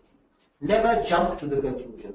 Always take a step back and think about what further information could help you make a better decision in this answer. Another area that creates self-interest threat is high percentage fee. This again is a situation where an audit firm has it's a huge client with the audit firm, and a high percentage of the revenue that is arising from this particular audit firm is coming from that client. And in this situation, obviously, independence would be impaired because of the fact that if my revenue 70% is coming from that particular client, would not or may not want to lose that particular client, because that could actually entail my survival as an audit firm. And lastly, contingent fees. Again, an area where I have agreed on a percentage or circumstantial based fees. So for example, I say that if profit is going to be 100, my fees is going to be 5. If profit is going to be 110, my fees is going to be 6, and so on and so forth. Again, this would create a threat to independence. We now move on to the second threat, the category of threat to independence, which is the self-review threat. The self-review threat relates to preparing financial statements, valuation services, and management advisory. Please bear in mind that not all advisory services are a threat to independence. There can be many cases of advisory services, or sometimes even valuation help, assistance, or support, that may not be considered a self-review threat. In the very basic explanation that could be offered for self-review threat is that you are going to review or audit something that you had prepared yourself. Now, the most common example of this is preparing financial statements. If you had done the whole financial statement closing process for the entity, and now you're going on to prepare the financial statements, and then you go back to your office and after a month or so come back to audit the same financial statements that you prepared. What are you auditing? You're auditing whether prepayments have been correctly calculated, whether other receivables and trade receivables have been correctly desegregated, whether the ratios are calculated appropriately, whether the presentation and disclosure is according to the standard. Now, all of this you had just done a month ago, and you are going to audit the work that you did yourself, and this creates a self-review threat. Another one could be valuation services. So, for example, I have followed the IAS 16 method, and I have this building. Pardon the drawing, it is not that good. Looks like a building, and let's say that I say that I'm going to do the fair value of this building. Now, I am a chartered certified accountant, and the client comes to me and says, okay, you have a lot of valuation experience, so please can you value this property for me? I say, why? And they say, because as per IAS 16, I want to put the value on my statement of financial position. What would happen in this situation? I would come, do my job, let's say give it a value and say that this is $10 million, and go back after giving my report. A month or two later down the line, they call me, okay sir, please come for the audit. I go and I start auditing. I look at all the different areas, for example, payroll, and revenue, and receivables, and inventory, and then I say, I want to audit the value of this building. What will be the response from the client? But sir, you calculated the value.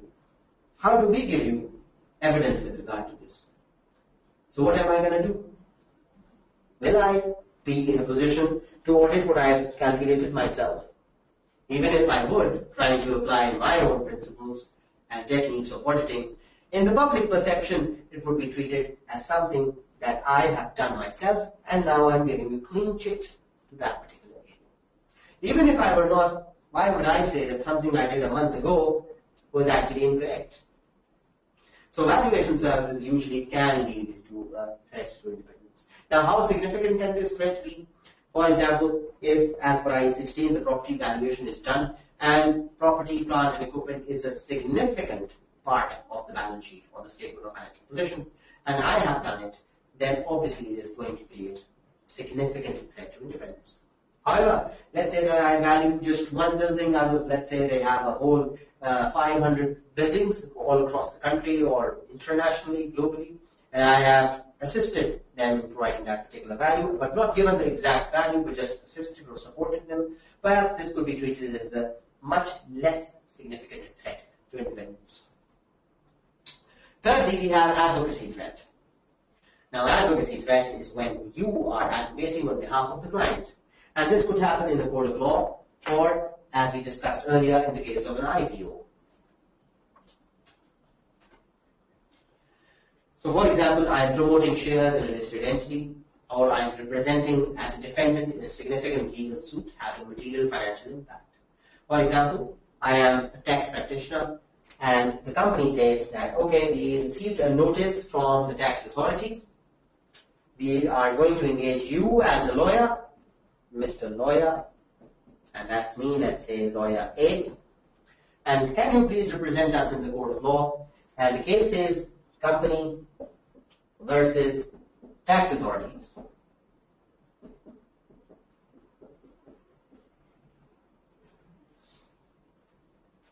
So what am I doing? I, lawyer A, am actually telling the court of law that the company did the tax calculation properly and there is no issue at all with regard to it, and we are not liable to pay any more tax than what we have paid.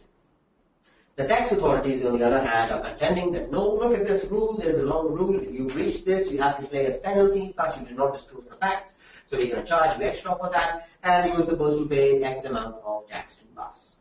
So let's say that they are demanding $1 million.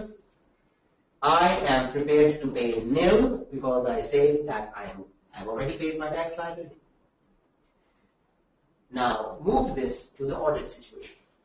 Here it comes in, I am the same firm, lawyer A, now becomes chartered certified accountant A, and I am now going to come and audit them. As an auditor, what is my concern? As an auditor, my concern is, should there be a liability recorded in the statement of financial position of this company? If I were to put the hat of a chartered certified accountant auditing this company, I would say maybe I need to have a look at it. I need to probe further. I need to get a professional lawyer's opinion. I need to know where the case is right now. What are the facts that have been presented to the judge in the court of law? And I have to have a look at a whole lot of things. But the problem here is that I am wearing two hats. And those hats are the hats of an accountant or an auditor, and also the hat of a lawyer. And when I wear this hat as a lawyer, what do? As a lawyer, how can I tell my client, which is the company, you're going to lose this case? So basically what has happened is that my position as a lawyer has come into conflict with my position as an auditor.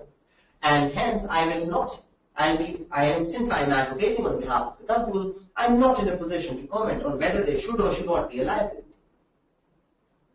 So that's advocacy threat, and it is also examined many times in the P7 paper. Fourth is the familiarity threat, something that you are well aware of. Familiarity is when you get too familiar, of course, when you have been auditing for a long while, when you have personal or business relationships. Many times, especially in smaller societies where culturally families are huge, living together, there can be a situation, or tribes, for example, there can be a situation where you are part of the same community. You have family members who know each other, and they just not know each other. In fact, there's something much more than that. So there's like a personal relationship. And in that particular situation, if you are exercising your role as an auditor, it's very difficult to exercise proper impartial independence. Also, another very common area that causes familiarity threat is partner as being associated for too long. And this is the situation where the partner rotation rules apply. So ACCA has partner rotation rules within the Code of Ethics. These rotation rules are different for different Code of Ethics that have been issued. So for example, we have different rules from the ICAEW, which is the England Wales Authority, and ACCA has different rules. IFAC has just encouraged that there should be partner rotation, but there is no specific rule which, if breached, could lead to possible liability on behalf of the members. So since ACCA's Code of Ethics, which is part of our syllabus, is related to this particular partner independence and rotation, so there is actually a safeguard that has been recommended. And there is a 7-year period which you can continuously be part of, and then a 2-year cooling off period.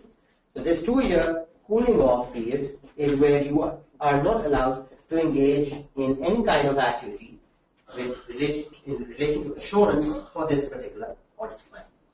However, the ACCA Code of Ethics gives a particular exemption as well, and that is that this 7-year rule can be taken down 1 year further, and it can become 8 years in cases that are usually rare. And that is that, for example, there is no other partner that is available. Maybe the partner has passed away, and there's no other partner available in the firm, or the client basically wants that this relationship should continue because of their particular circumstances. Perhaps they're going through a merger or a takeover transaction, and in that case, special approval can be obtained. However, please note that all of these rules would come after the local rules of the law. So, for example, if there is the SEC of that particular country, the Securities and Exchange Commission, and that has its own rules, so those rules would be followed first, followed by the ACCA. And in this case, what would happen is, let's say that the SEC says that the rotation, the maximum period under which one partner can serve a client is 5 years. So it would be taken as 5 years and not as 7 years, because local rules usually override the ACCA Code of Ethics in those particular countries where they're applied. Lastly is the intimidation threat. This again is one where the client, well, there could be two aspects to it. One is known as the soft or the indirect intimidation, and the other is the hard or the direct intimidation. Now, the soft intimidation would be that the client says that, okay, if you want to qualify my opinion, fine. I was thinking of giving you another audit of one of my other subsidiaries. And now this is what? This is basically a way of the client telling you that I wanted to give you more business. I wanted you to earn more revenue. We could have grown this relationship, but you are basically not auditing properly as per my will. I want a clean report. So if you give me a clean report, I give you more business. But if you give me a qualified report, no business. This is an example of soft or indirect intimidation. Then there could be direct or hard intimidation.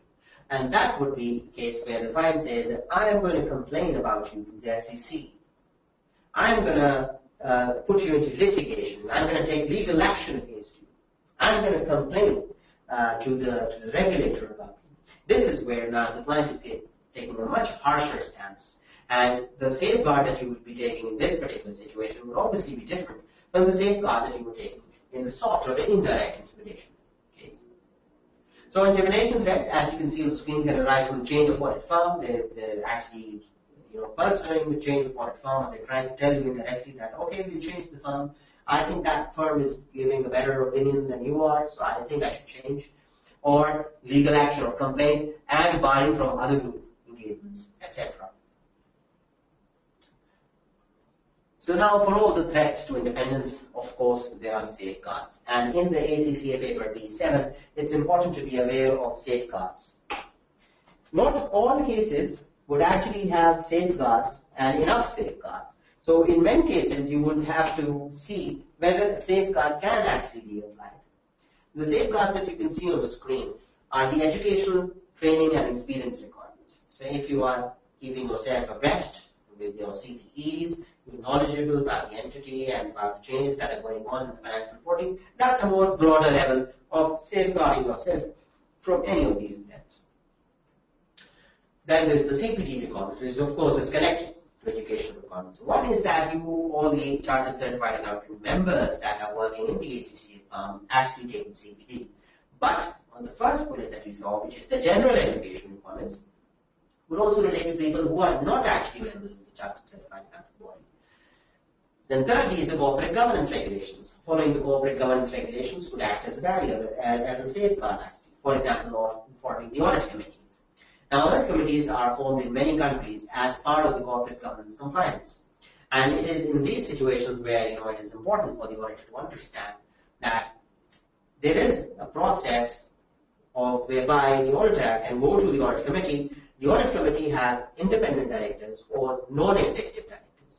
And these independent or non-executive directors, NEDs as they call them, can actually listen to your point of view. And you can explain your point of view to them, saying that, look, I am faced with this situation which appears to be a threat to my independence as an auditor. However, I believe that this safeguard could be taken, this measure could be taken to reduce this threat to an acceptable level, and I can continue auditing this company. Also, professional standards such as ISAs to be followed. Of course, the P7 international students are obviously, all the candidates are going to study through the international standards in auditing. So keeping yourself updated on the ISAs, following the ISAs will help you remain aware of what the issues are and how you can actually perform a quality audit. That is also considered an independent audit. Professional regulatory monitoring and disciplinary procedures, they can be within the firm as well as externally. So usually the big firms all over the world, they have their own quality and risk management departments that are working across the whole firm level, and they are looking at not just assurance but also the non-assurance type of work that is being performed. So for example, if you have done a transaction advisory service for a client which is also your audit client, so there could be this independent department within the firm that is looking at whether the quality and risk management areas have been met and whether there is any particular issue or potential issue with regard to independence. Or there could be an external review by legally empowered third parties. So for example, if you believe that there is a chance that the community, the public, the shareholders could come up and say that I don't think this person did a proper audit, I don't think he exercised judgment, you can actually preempt that by inviting somebody who's like the regulator, the local chartered accountant, chartered certified accountant body, to come over, review your files, and give an opinion as to whether they believe that they would have given the same opinion as an auditor believes sufficient appropriate audit evidence has been obtained. There's a question from Muzammil Ali saying, what's the difference between self-interest threat and familiarity threat, as both create threat from personal and business relationship? Yeah, so the cause of the threat is, yes, similar, but the threat is not similar. The cause of the threat, if you go back to the slide now here, the cause of the threat in case of familiarity is personal or business, but that could also hinder my own self-interest. So for example, I have a personal relationship with the client, and that is, let's say, a family relationship. And they are somebody who are my family elders, maybe somebody who I know in my family. Now, the familiarity threat would arise because we are together, we have private dinners together, it's part of the family, and hence they would be too familiar with my ways of thinking and doing work. However, the self-interest threat is centered around how I am thinking and approaching about the audit. So I would say that, okay, if I take out this point, or if I qualify the opinion, my self-interest is that this relationship that I have, which is a personal relationship, should not be impaired. And that can be a problem. So self-interest threat is when my own interest comes in the way of exercising independence. It's my own interest. Whereas familiarity threat is from actually the other way around, where they become familiar with my auditing techniques. So for example, let's say that I'm a big fan of the $100 figure, as you're all aware of. And I go to an audit and somebody who knows me says that, okay, everything that's greater than 100, you're going to test it. So they have become familiar with me. This is different from another relationship whereby I believe that my relationship with the CFO or somebody else in the company could be hindered because of that particular area. There's another question. It says that promoting shares is also a business relationship. Then what is the difference between familiarity and advocacy threat? Yes. Again, as I said, the threats are interrelated, but the causes could be the same, but the threats are not the same. Now, the difference between familiarity and advocacy. Again, advocacy is when you are promoting or advocating a particular point of view of the client on their behalf in the court of law.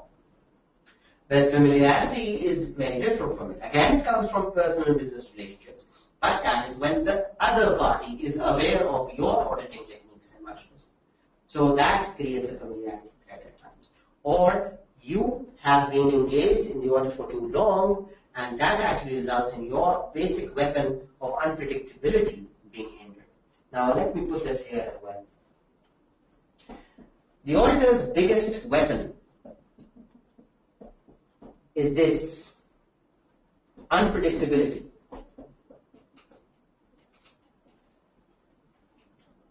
If this is gone, and people get to know that what am I going to check, what am I going to ask the client, it's all gone. There's no point in having the audit done, because everybody would know that every time I come, I check everything that is greater than $100. This is my biggest weapon. If I lose this, because of familiarity, the advantage that is being gained from the audit is actually reduced to a much, much greater extent. Jalal is asking, what is management threat, and is it also a threat to independence? No, a management threat is not classified over here as such, as you can see in the slides. Perhaps what you mean by the management threat is when management takes certain actions that could be threatening and they could fall into the category of intimidation. So, for example, the management says that we are going to take you to court, we are going to ask the board to change the auditors, we are going to do this or that. So that perspective could come into the intimidation threat. But management threat per se is not one of the threats. Why? Because the threats have been categorized into five columns or categories, which you can see on the screen. There's one final question. Can you please explain the restriction on audit team members becoming employees of the client? Yes, the restriction on audit team members becoming employees of the client is again different in different cultures and jurisdictions. So it really depends on what has been agreed in the engagement letter. Because do bear in mind that usually whenever the audit is done, it is done under a written contract. And that contract is known as the engagement letter.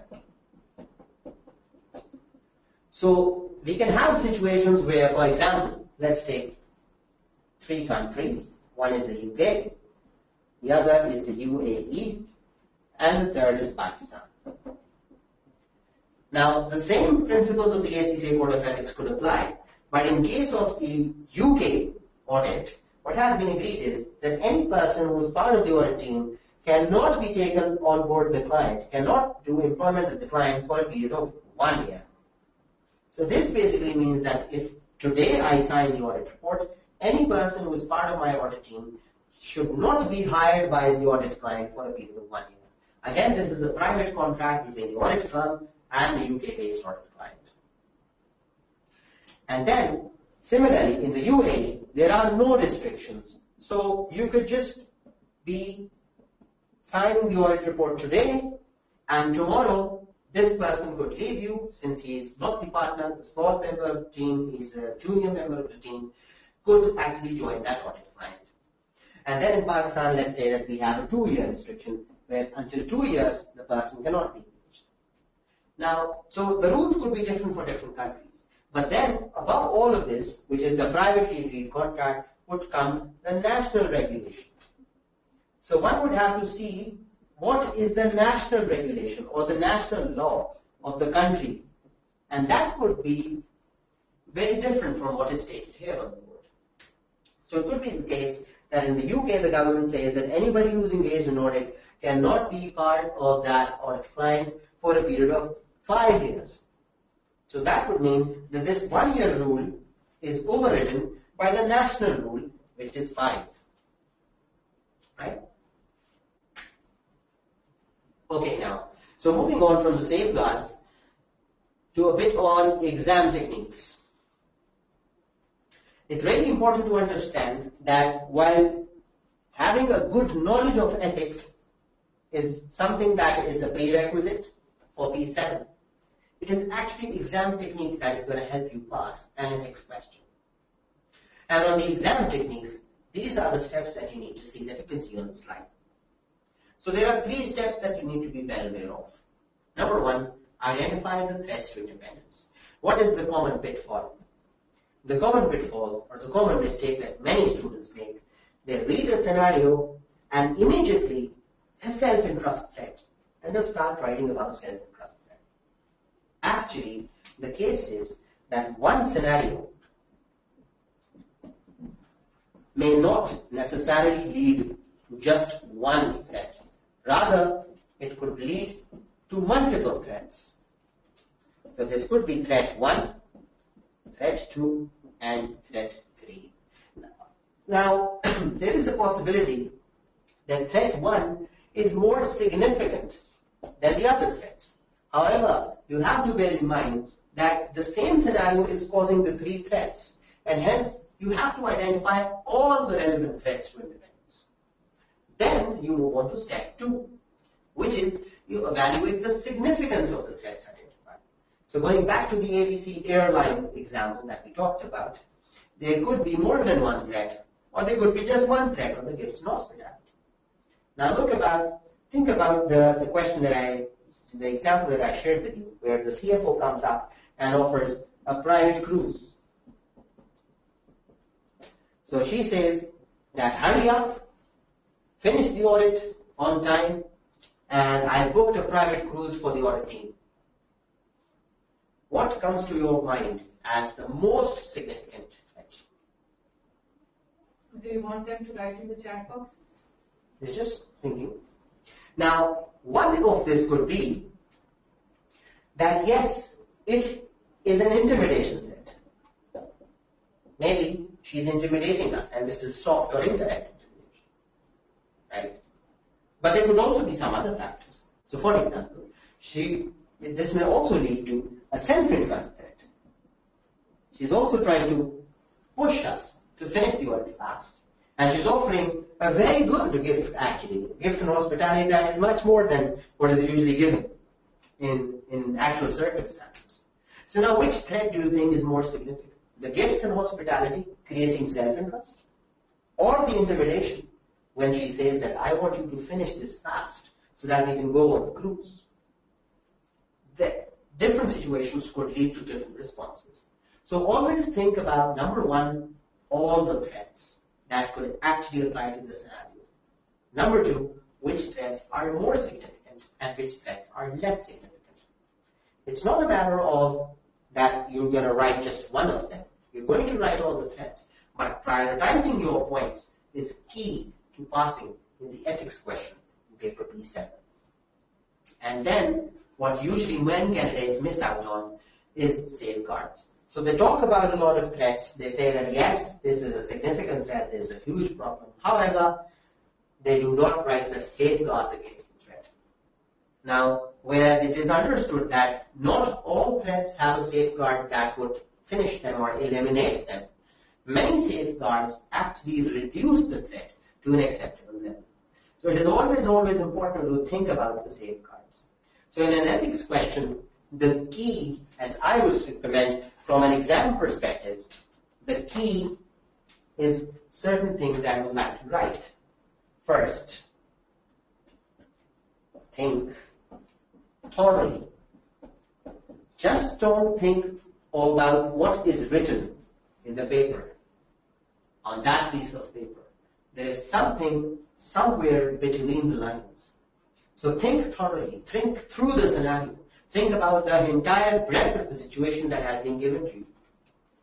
Then consider all options. Not just the first that clicks to your mind. Oh, this creates a self-interest threat. Oh, this creates an advocacy threat. No. Think about all the options. Then give a detailed description. And details, when I say details, what does this mean? Detail means describing why the threat is a threat. You have to consider it in layman's terms. Is offering gift a threat to independence? Yes. But why? And this why is what the examiner is looking for. So be careful and bear in mind that answering the why is really important. Why a threat is a threat. And then, of course, as I said, prioritizing on the significance of the threat, and then describing, if any, the safeguards that are available in response to the threat. So this would help you to answer an ethics question in much more detail, and you will be writing much more than what you actually do. Hamza is asking you to kindly differentiate between independence of mind and independence of appearance with an example. Okay. So a differentiation between independence of mind and independence in appearance. Again, looking at the perspective, going back to the brothers' company, that example that I gave. Let's say that I am actually exercising my professional judgment and insight as to company B should be selected. Why? Because they're offering the right of return. And I believe that yes, it's the good company, I'm making the right decision. The company that I'm representing, I think their funds will be used and I'm making the right decision. So in my mind, I am independent. However, when we look at this from a different perspective, the shareholder, the community, and I say to them, look, this guy is favoring company B because his brother works in company B. Even if the decision is correct, professionally, accounting perspective, commercial perspective, even then, this would cause a threat to independence in appearance.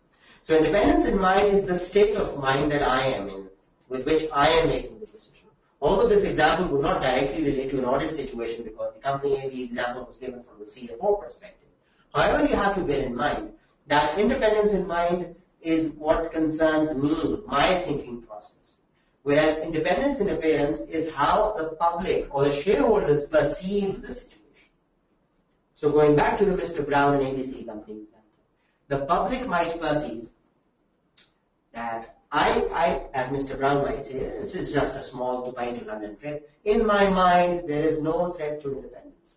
But in the mind of the shareholder, it is a significant threat to independence because I, the audit partner, am being offered something that is considered a luxury, which is a trip, an international trip. So if you look at these particular areas on the board, as you can see, I would just like to repeat them if they're not visible clearly. Think thoroughly, think through the scenario to find out what is hidden between the lines, the hidden meaning between the words, so that you can identify and have a whole holistic analysis of the situation. Consider all the options, not just one threat. Sometimes the situation can lead to many threats, multiple threats. Give details as regards why a threat is a threat, number 3. Then, number 4, do describe the significance of the threat. If the gift is being given to a partner, it is more significant. If the cruise is being given, or a holiday a voucher is being given, or a shopping voucher is being given to an audit junior, it probably would be a lower level of threat as compared to Mr. Brown. And then lastly, number 5, think about the safeguards to the threat. So now, I think it's really important for you guys to have a look inside of you and to see in the past how have you been attempting the ethics questions. Was it the fast, the quick way of just reading the question and then immediately whatever comes into your mind you start writing on it? Or did you actually put the pen down, thought a little bit, think about these 5 steps and come up with a good, well-structured answer to an ethics question? Ethics is something that is not going to go away. Ethics has been of paramount importance. It is one of the fundamental areas within the advanced auditing paper. And not just from the paper perspective, even from my own knowledge as a professional auditor for the last 13 years, I can tell you that ethics and independence is something that is fundamental in our profession. It is something that is not going to go away. So I think it's really important to have a look at all the situations that are here so we can have a proper and thorough analysis. We shall now, after having discussed ethics and the exam technique in detail, move to question practice. And for this purpose, I will give you 10 minutes and you would have the question paper in the particular handouts section which you are looking at. So we are now going to read June 2015, question number 4.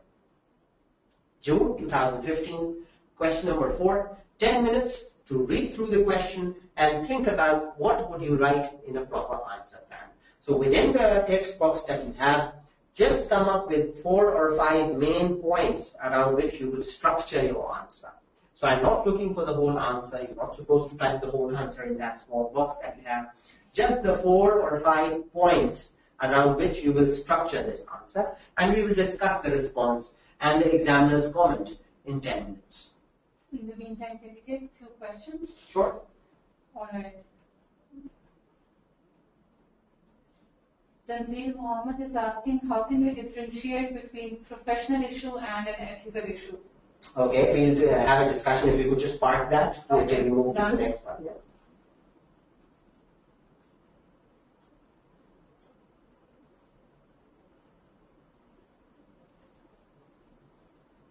Okay, you can give them 10 minutes.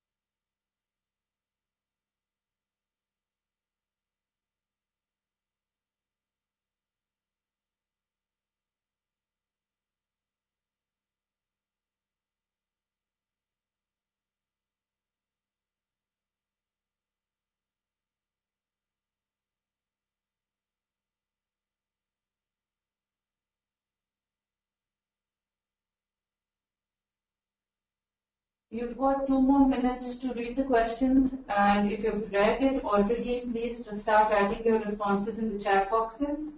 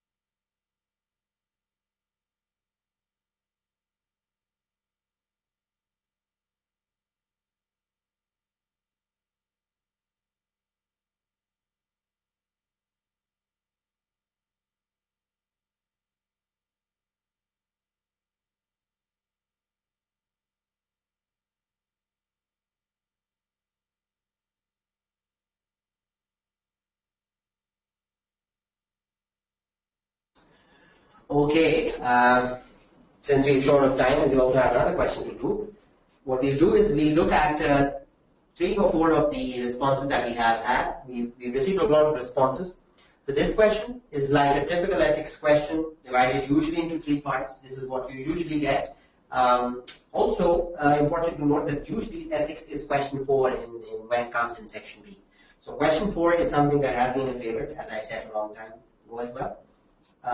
So if Sabah, you could help explain, read out one of the responses on part A. Yeah, it says self-interest threat arising as no increase in fees limiting auditors to work properly, thus cutting down on the procedures and reducing sample size, which will arise. Increase in detection threat. Safeguards against such situation does not depend on its fee. While discussing the matter with those charged with governance. Yes, that seems to be a good response. But so in case A, where we looked at the audit committee that was refusing to increase the audit fees, it was important to note that this was worth 6 marks. So how much of the 6 marks should you have spent trying to elaborate the threat, explain the threat, and were there marks available, and should you have written a lot about safeguards that could have been made available? Now, if you look at the question requirement carefully, the question requirement is just a bit more broad than ethics. The question requirement is comment on the quality control, ethical and professional issues raised in respect of the audit of wire company and the firm-wide policies of the firm, and recommend any actions to be taken by the firm. So whenever it says recommend any actions, of course it means in case of the code of ethics, certain safeguards could be mentioned. So it's important to note here that the safeguards can be applied in this particular situation. But there is a common pitfall over here, and that is that part C of this question is worth 9 marks. And that is saying like almost half of this whole question. So do not go into too much detail for parts A and B, which again combined are going to give you just a bit more than half of the marks available for this question. Now looking at the second, if you could read out another answer. section? Was for the first B. part? B. Yes. The offshoring. Offshoring seems to be not a favorite area with the candidates. Well, offshoring is when, and it is common practice now. What happens is that when you basically give some part of the audit work to your own global practice affiliate that is based in another country. And this is very common in countries such as India, where a lot of work that is done by the UK firm is actually given to the Indian firm because of cost benefits that are available as well, and sometimes efficiency built into the whole process as well. So what happens in an offshoring arrangement is that you share some of the information, and sometimes it is confidential information, with your affiliate firm that is helping you to do the audit. The signing partner is going to be over there in the UK, and he's going to sign the audit report. However, some of the work is going to be supported by that Indian firm. Now, what happened is that largely low risk and non-judgmental work, including in this arrangement, for example, numerical checks and documentation, are being done in offshoring arrangements. In addition, however, the overseas office, let's assume in this case the Indian office, has read the minutes of the board meetings to identify issues relevant to the audit. Now, the issue here is that reading minutes of meetings is something that should be done at a higher level within the audit team. It is a matter of professional judgment trying to read out the minutes of meetings, because sometimes within those minutes there can be some really important information that is relevant to the audit. For example, if you are reading the minutes of a board meeting and it says that the board has decided to shut down segment B of the company because it appears to be a market where in the long term there are not going to be a lot of profits, and we do not want to focus on that area, rather we want to shift our focus. What does that entail for you as an auditor? What that basically tells you is that as an auditor, you are looking at an area of discontinued operations, possible impairment as per IAS 36. So those are areas where you need to look at. And if you hand over this risky task to the overseas firm, there's obviously a risk of you not exercising the right amount of professional judgment and confidence in due care. Now, bear in mind again, another important point here is that whenever we're talking about the code of ethics, do not just think about the 5 fundamental principles, but also think about the code of ethics in itself with regard to independence. So what can be a common pitfall here is that candidates tend to write a lot about independence, but forget about 5 fundamental principles. Now, this particular situation could also lead to a case where the principle of professional competence in due care may be jeopardized. Again, for 5 marks, make sure that you write the right and relevant information. So it's important to be concise and also to be precise. That is, that you are to the point, discussing right what has been asked and not going beyond the question requirement, and also being concise in what you write, not writing too much detail about this particular matter that does not carry a lot of marks. The really challenging part is the part C, which is worth 9 marks. So let's see if you have a response on that. There's one comment that says that for non-audit service, discuss with the management about the fee and use separate teams with separate and different, I don't know, which lines? Reporting lines. Reporting lines, okay. Lines, yeah. So that perhaps is a safeguard that is available. Many of you might have thought about this and said, okay, I can think of 1 or 2 threads, but what else do I write? And this is the key challenge in an ethics question. Many times you select an ethics question just because it is an ethics question. You like the area, it's your favorite subject. But you do not consider one very important thing, and that is, can I write enough for the marks that are available?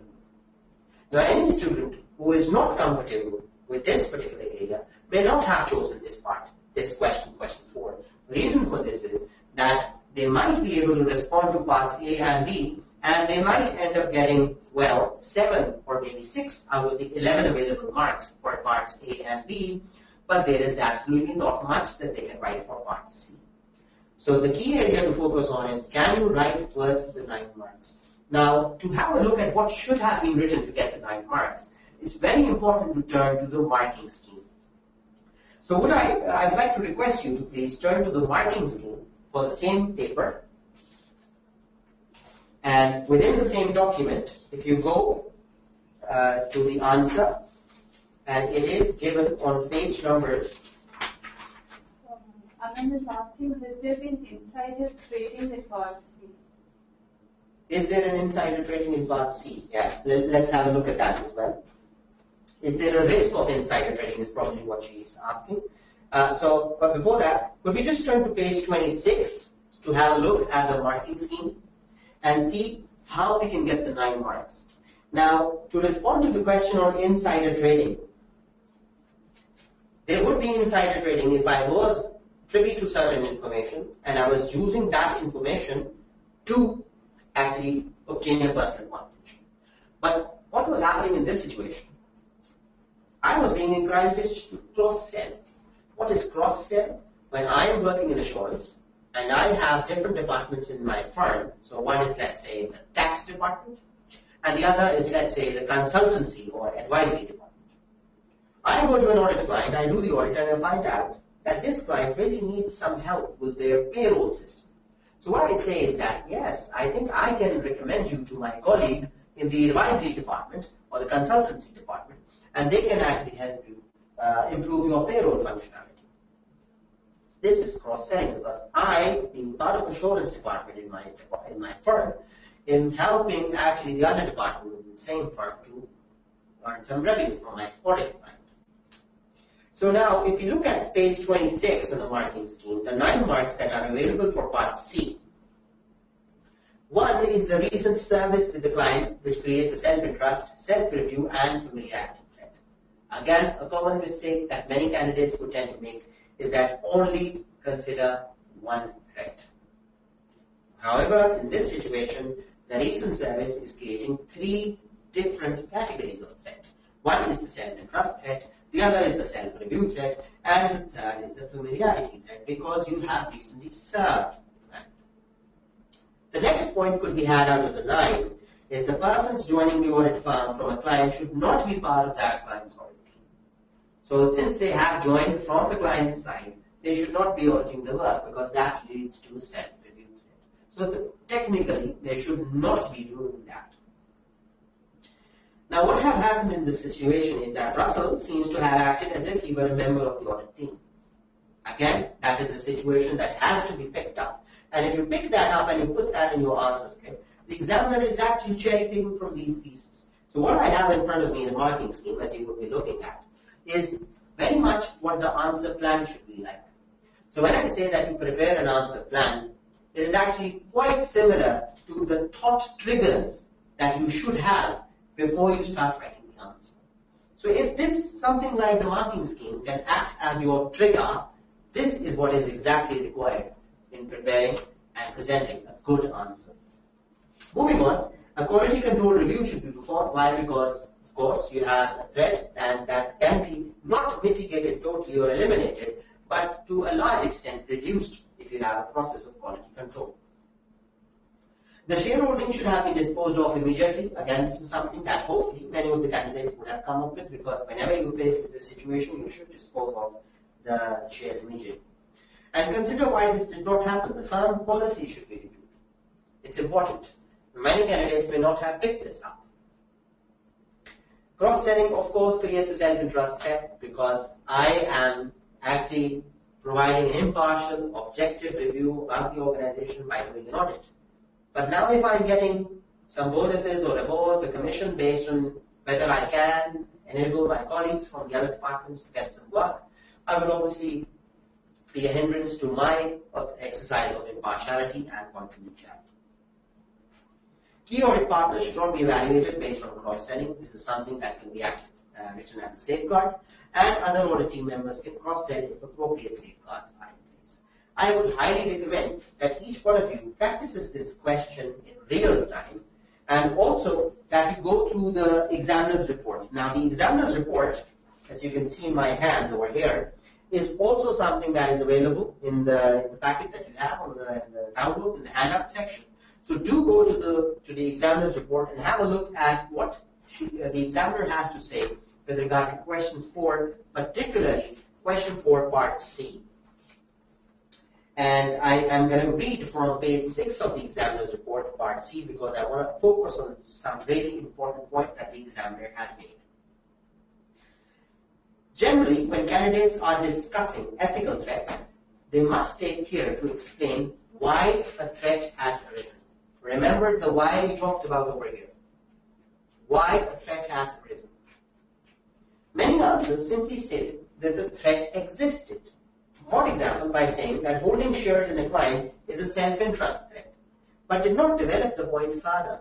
Again, as we said, details. When you look at the details, you go to why the threat is a threat and how significant is it as a threat. This limits the amount of marks which can be awarded. It was also clear, and this is the last paragraph of page 6 of the examiner's report. It was also clear that many candidates were not guided by the mark allocation for the various parts of the question. And a significant number of answers to part C were the same length as the answer to part A, which is small. Why? Because part C had 9 marks, almost half of the whole question. But part A had 6 marks only. So as mentioned earlier, candidates should bear the mark allocation in mind and use it to determine how long to spend in answering each part of the question. But this is something that is very important to consider. Now, whereas I do believe that this is, especially the part C of this question, and the whole question 4 that you just saw from June 15, was slightly at a higher difficulty level as compared to what you may have witnessed in the papers prior to 2013. Because before that, the questions and the scenarios that would come up with regard to ethics were sometimes, common scenarios, what we call them. But now you can see June 15 and onwards that the approach has changed, and sometimes you get situations or scenarios which have not happened and which are not very common to see. However, since this is an international paper and we're trying to analyze the situation as to what is happening in the global auditing world, this is how this is going to change. Now we move on to another question, which is December 2014. Question number 4. We'll spend another 5 minutes now on this because this is a smaller one and an easier one hopefully. So let's spend 5 minutes trying to read December 2014 question number 4. So you will have it in your handouts. December 14 question 4.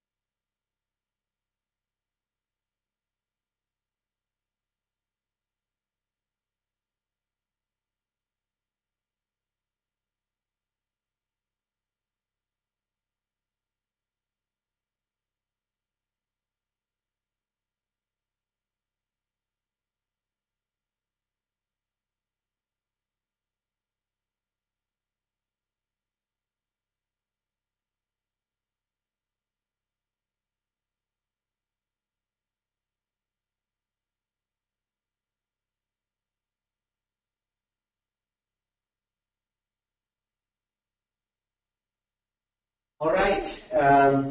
This was a different question from the one that we did earlier, June 15. This was again, as I said, mixed with audit proposal or tendering. Now, client acceptance, continuance, tendering, proposals are areas that are related to ethics sometimes in a P7 question, and this is something that you can expect to come up in the P7 paper. So what happens is that you have part of a question that relates to audit, tendering, proposals, in which you have to make an acceptance decision. But as part of the acceptance process, you are also supposed to explain whether the particular code of ethics principle and ethical threat could actually be a hindrance or considered in the acceptance decision. So if you could read out one of the answers that we have here. I've got a comment from Kessler. He says, as the client is linking the fee with the success of the overseas branches, actually this entices the audit firm to act in such a way that it actually looks like an advocacy threat. Mm-hmm. So there's an advocacy threat, but would you think that the threat is significant, and is it the most significant threat? Now, to answer this question, you will have to consider, are there other threats as well? There could be some other threats. Yes, Fahad is saying that this is because of the long service as an audit engagement partner, and this is a listed client, so the rotation of the engagement partner is a must.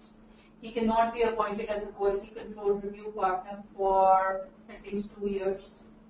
Yeah, that's for part B, I guess, the response that we just got, and that was worth 6 marks. So again, yes, the approach to the question is appropriate, it's right, but what needs to be considered is whether the first 6 marks, which is the part A2 for 6 marks, assuming that Western is appointed to provide the audit service to Jones, discuss the issues to be considered by the audit firm in determining the fee for the audit, including in ethical matters. And then there is the part B on another 6 marks, which says the long-standing senior audit personnel.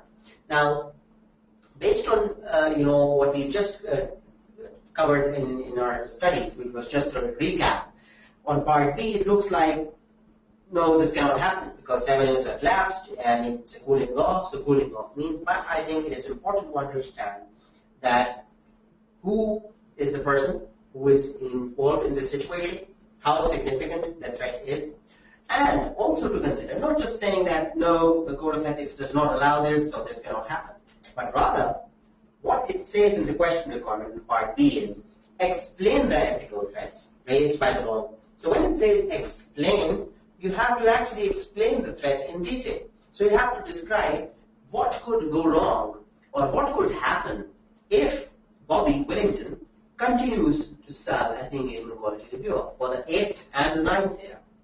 So he's associated with the company for 7 years as an audit engagement partner, and then for the 8th and 9th year, he becomes the engagement quality reviewer. Now, is that something that is could be a threat, and how could that be a threat? So that is particularly important. So if you turn to the answer, which is again in the same document, as you can see, and on page number 19. So if you look at page 19, where we have the answer, which is the ACCA recommended answer, there is something that is important and I would like to highlight.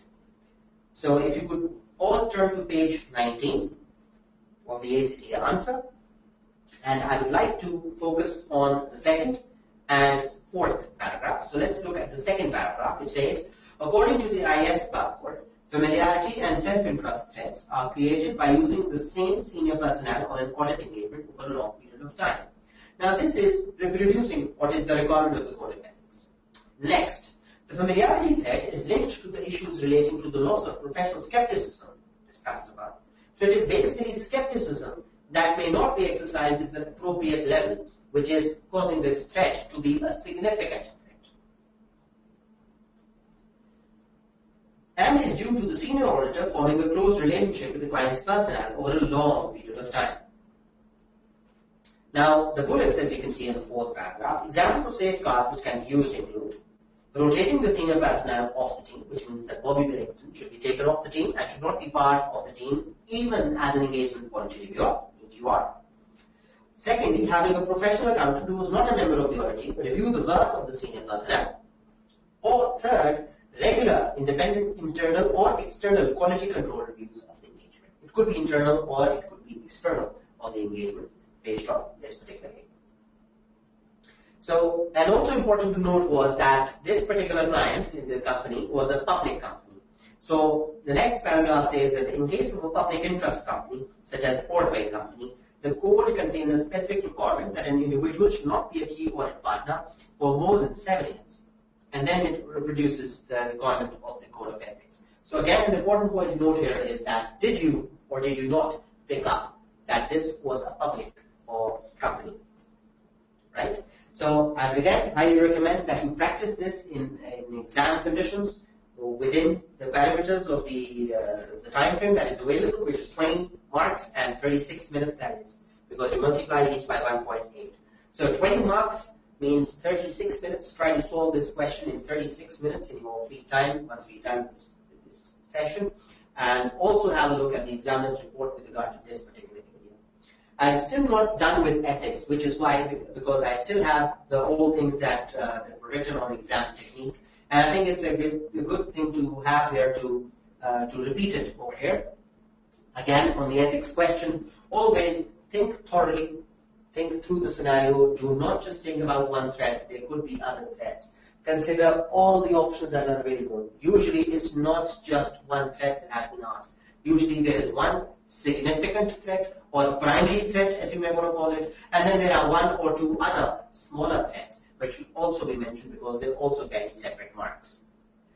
Always go into the details of why the threat is a threat. Don't just mention a threat. You have to describe the significance of the threat, and you have to describe why a threat is a threat. Significance, and then lastly, safeguards. So good exam technique would entail all of these areas. Make sure that on any ethics question you are comfortable answering the question. The usual base situations that used to come long time ago, 5 years ago or more, are probably not going to happen again because it's not that easy. The world is changing. We have new situations and circumstances in which we have to think of ethics and independence in many different ways. I think there were 1 or 2 questions that we had to take. So if you could take one question. There are actually comments from the participants. Was that one question that you wanted to ask? Yeah. I have to look for that. Was it on the principles of integrity? No, it was it should be considered the materiality level in order to determine whether an advisory was self-review threat. Yeah. So, should we consider materiality if there's an advisory engagement that is creating a self-review threat? Well, there's no straightforward yes or no answer to this because one would have to go into details, but more inclined, what I would be saying is yes, right? Because in any advisory engagement, sometimes you are engaged to do something that is not relevant to the audit at all. For example, sometimes you're advising them on their policies as regards to how they can implement better,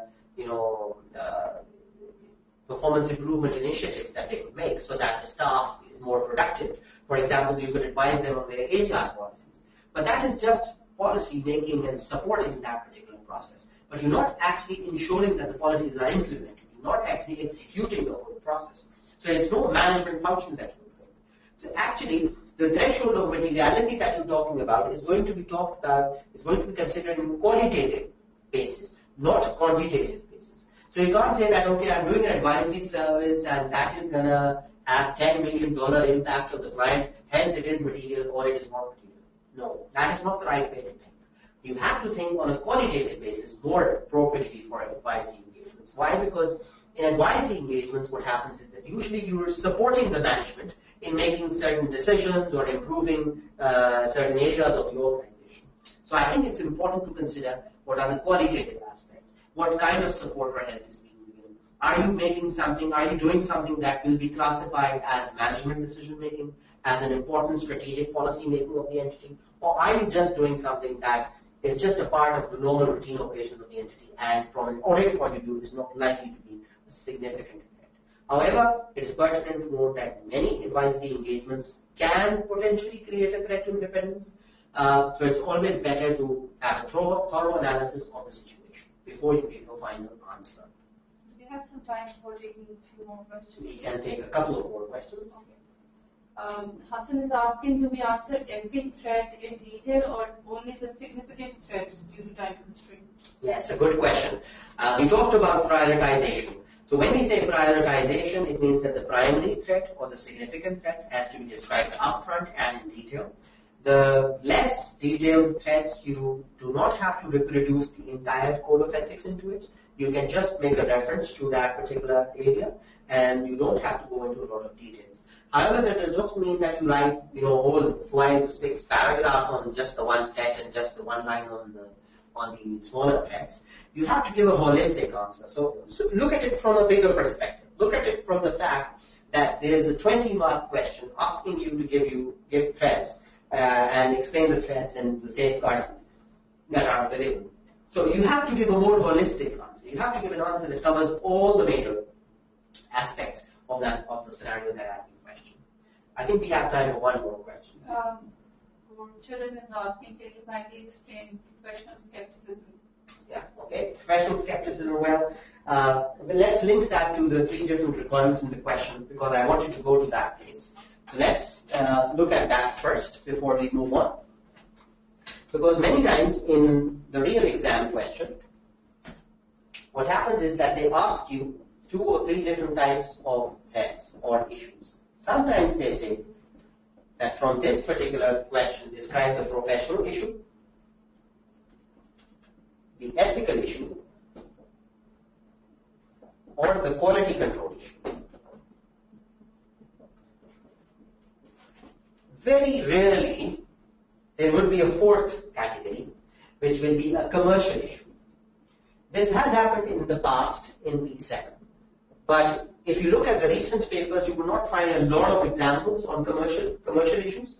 But again, since they have been examined in the past, in 5 years or 10 years time frame, maybe look at it. So there are 4 perspectives basically with which you can be asked the various questions.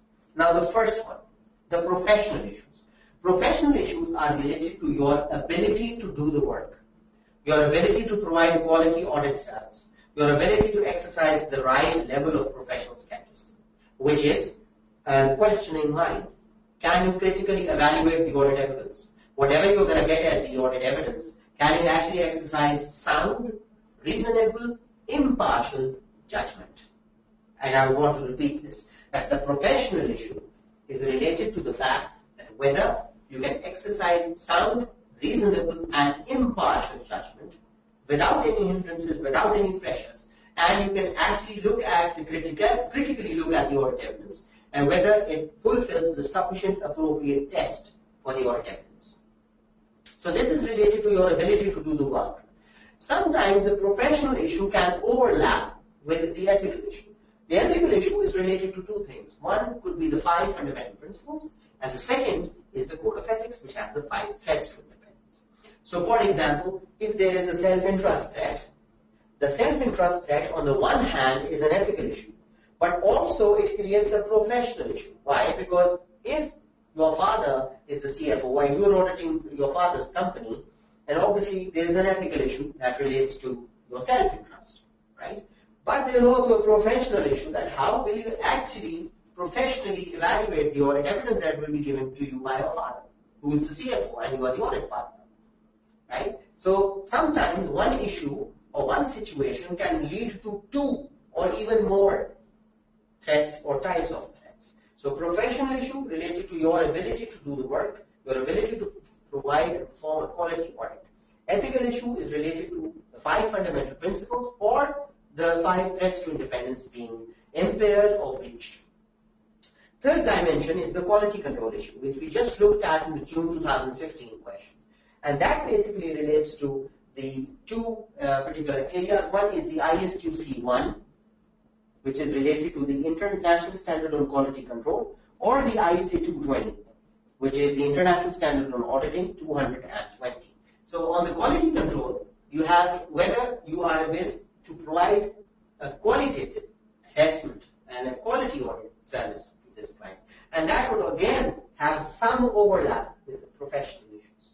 Now let me give an example that would make it perhaps more clear. Let's say that you are going to audit a company And in that company, there is a large number of employees. So you want to audit the payroll expense. But you find out that the HR director is your personal family friend. Now you are auditing payroll. The company has a large number of employees. So obviously payroll expense is significant. It is huge. Now the three different dimensions from which this could be discussed. Number one, professional issue. How will you critically evaluate the evidence that is available to you, which is being given to you by your friend, of course, in examining and making an assessment and evaluation of whether this particular payroll expense for a month or for a year has been stated truth and fairly. Ethical issue is of course related to your personal interest being there, because if you were to identify an issue with regard to recording of payroll, probably this best friend of yours would get fired. And you do not want to have that situation where because of you, your self-interest is that keep my relationship safe, but also keep your. So, and then the quality control issue, that due to a large number of employees, can you have an appropriate sample size and test appropriately and perform a quality audit and say that yes, the salary expense is the true and fair view of the state of the affairs of the P&L of the company. So, and then there is the fourth dimension, which as I said is very rare, but it can be examined, is the commercial issue. And this is related to your ability, number one, to make money out of it. Is the engagement profitable? Can you earn revenue? But sometimes it's not just, so it's one, this dollar sign, as you can see here. But the other aspect is your reputation or your image. Will getting this client tarnish or improve your image? Sometimes getting a client is good for you because it's good to have something on your CV, which is a big brand name, for example, in the consumer products industry, a big telecom company, or a big oil and gas company. So sometimes commercially, whereas in the dollar terms, an audit may not be viable, from an image perspective, from a reputational perspective, from the perspective of having it on your CV, it can actually become really attractive for you. So now on money laundering, you're moving to a different dimension now. Also, this is related, yes, in some ways to what we have discussed, because we just did a little bit of a discussion around confidentiality and whether if you are engaged in an audit where the client is laundering money or engaged in money laundering, and what should you do. But now let's have a look at it in detail now. Money laundering is the process by which criminals attempt to conceal the true origin and ownership of the proceeds of their criminal activity, allowing them to maintain control over the proceeds, and ultimately providing a legitimate cover for the sources of income. Money laundering, as you would be well aware of the fact, has three stages or three categories.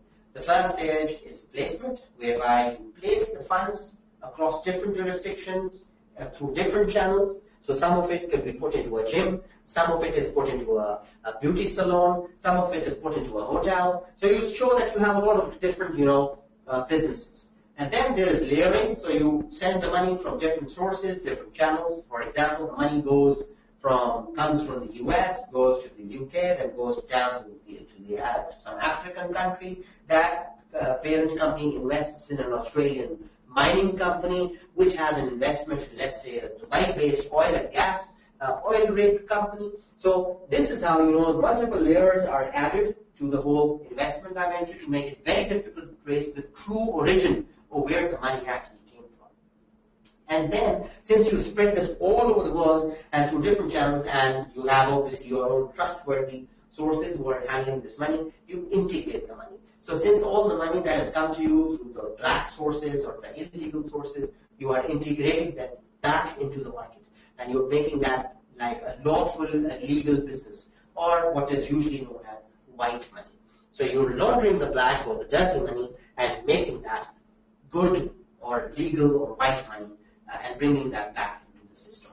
So those are the three stages involved: the placement, layering, and integration. Usually it involves a lot of jurisdictions, not just one country. Usually it involves a lot of businesses, and also it involves more than one currency. Now, on money laundering, what is important to note that what are the criminal offenses and something on tipping off.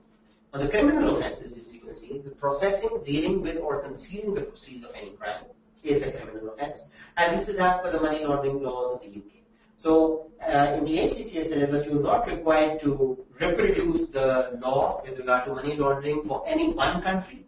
However, the UK money laundering laws with regard to the criminal offences that have been stated therein and what are the punishments that have been given as guidance to know that what are the offences with regard to money laundering. Attempting, assisting, or inciting to commit money laundering, and failure of an individual in the regulated sector to report a suspicion of money laundering. So even if there is a suspicion and you do not in the regulated sector report that. And what is the regulated sector? It would include the banking sector, sometimes the insurance sector, the non-banking financial institutions, for example, the investment banks and all, are considered into the money laundering. Tipping off, disclosing something that might prejudice the investigation. So, for example, that you are giving certain hints or certain indicators that an investigation is actually taking place. Now, on the UK money laundering regulations, you do not need to reproduce them.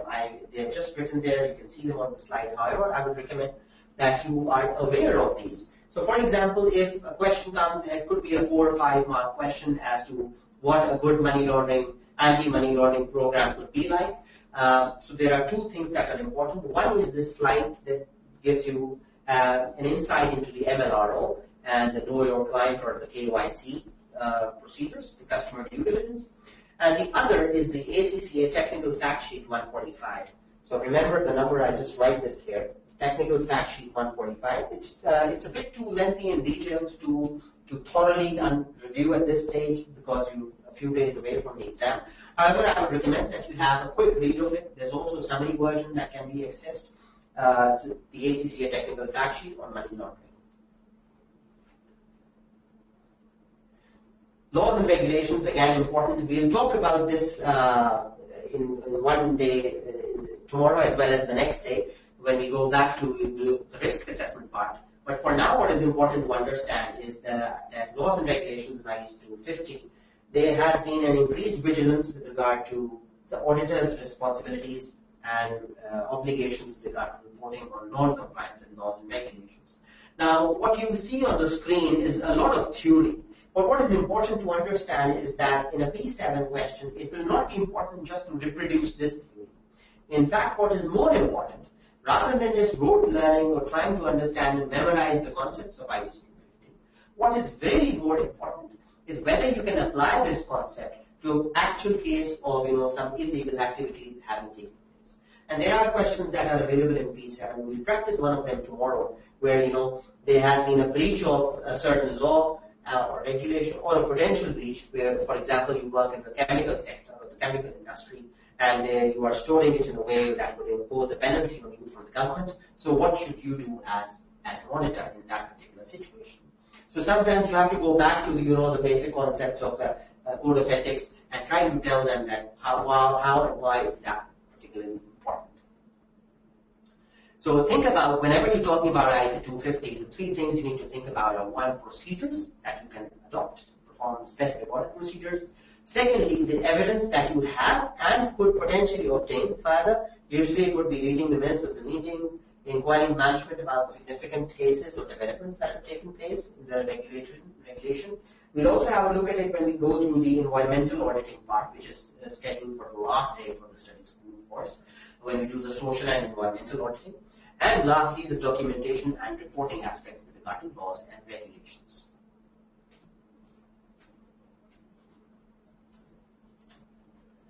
Professional liability. As many of you are aware of the fact that there are three questions that are usually asked in the court of law with regard to professional liability.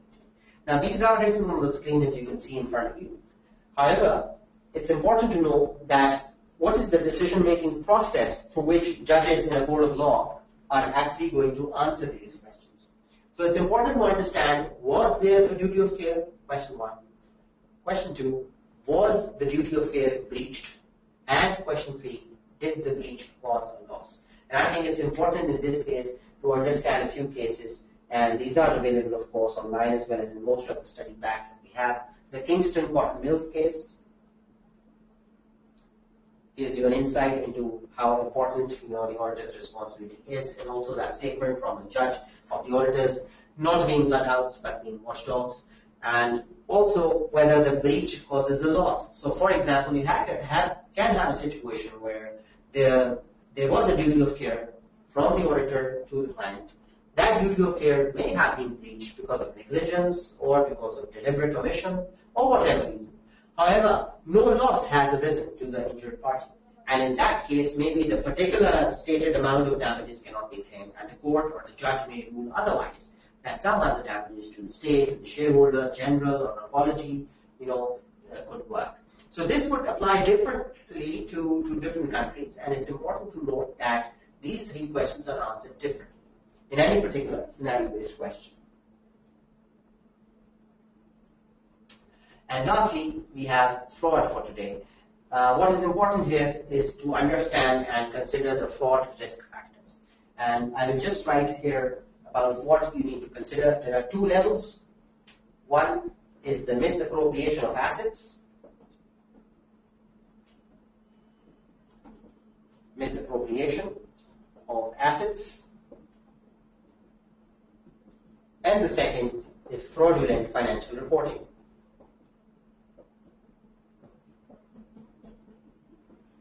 So with regard to these, it's important that in any particular scenario, you are well aware of the fraud risk factors. These are factors that can trigger or potentially cause a fraud, not necessarily that a fraud may have occurred. There are four areas where there's generally a presumed risk of fraud. And when we move towards question 1, which we'll do tomorrow in section A, it's really important to look on your screens down there. You have the 4 generally presumed risk of frauds. These are the red flags. So whenever you are in section A, question 1, and there's a risk assessment question, if you have a situation that has any of these 4, there's usually a red flag. You should raise that red flag because that is probably going to lead to the indication that there could be a fraud risk factor in there. Not necessarily a fraud, but a fraud risk factor. First is revenue recognition. Usually most of the questions are all around revenue. Revenue recognition methods can be different. So for example, there's a company that is in the construction industry or the contracts are long-term, for example. That's where revenue gets really important. Then there's management override of controls and significant unusual transactions. And lastly, related party transactions which are outside the normal course of business. There's one question that I would like to answer, and that is on the related party transactions. Many people believe that wherever there is a related party, a transaction with related parties, it leads to high risk and it leads to, sometimes they tend to say it leads to fraud risk. No. As per the standard, related party transactions which are outside the normal course of business would lead to the fraud risk factor. The normal routine related party transactions that are carried out, for example, sale, purchase, and normal commercial terms, will not necessarily lead to a fraud risk factor. So it's important to understand that these are the 4 cases where there is generally presumed risk of fraud. So we'll close at this time. We will have to obviously move on to develop on this area. This is not a closed area because fraud and the duty of care part are something that are going to come up when we move towards question 1 of section 8, question 1 and question 2. So right now we just wanted to do a slight indication and coverage of what is coming up. Because when we move towards the risk assessment standards, and that is the key, of course, because those are the big boys, the big questions in your P7 paper, worth 60 marks, question 1 and 2, that is where this will come into play. So for now, I think just a surface level knowledge would suffice, but as we move on, I think it's important to understand the requirements of ISA 240 with regard to fraud, and the requirements of ISA 250 with regard to laws and regulations. So I highly recommend that you read through the resources that you have with regard to laws and regulations and fraud and fraud risk factors, so that when we move to that particular part of the syllabus, we can have an easy base on which we can base ourselves, and the fundamentals are strong with regard to question 1. I think we would call it today if you don't have more questions for now. No? Okay. So that is very good. Thank you very much. See you tomorrow at the same time.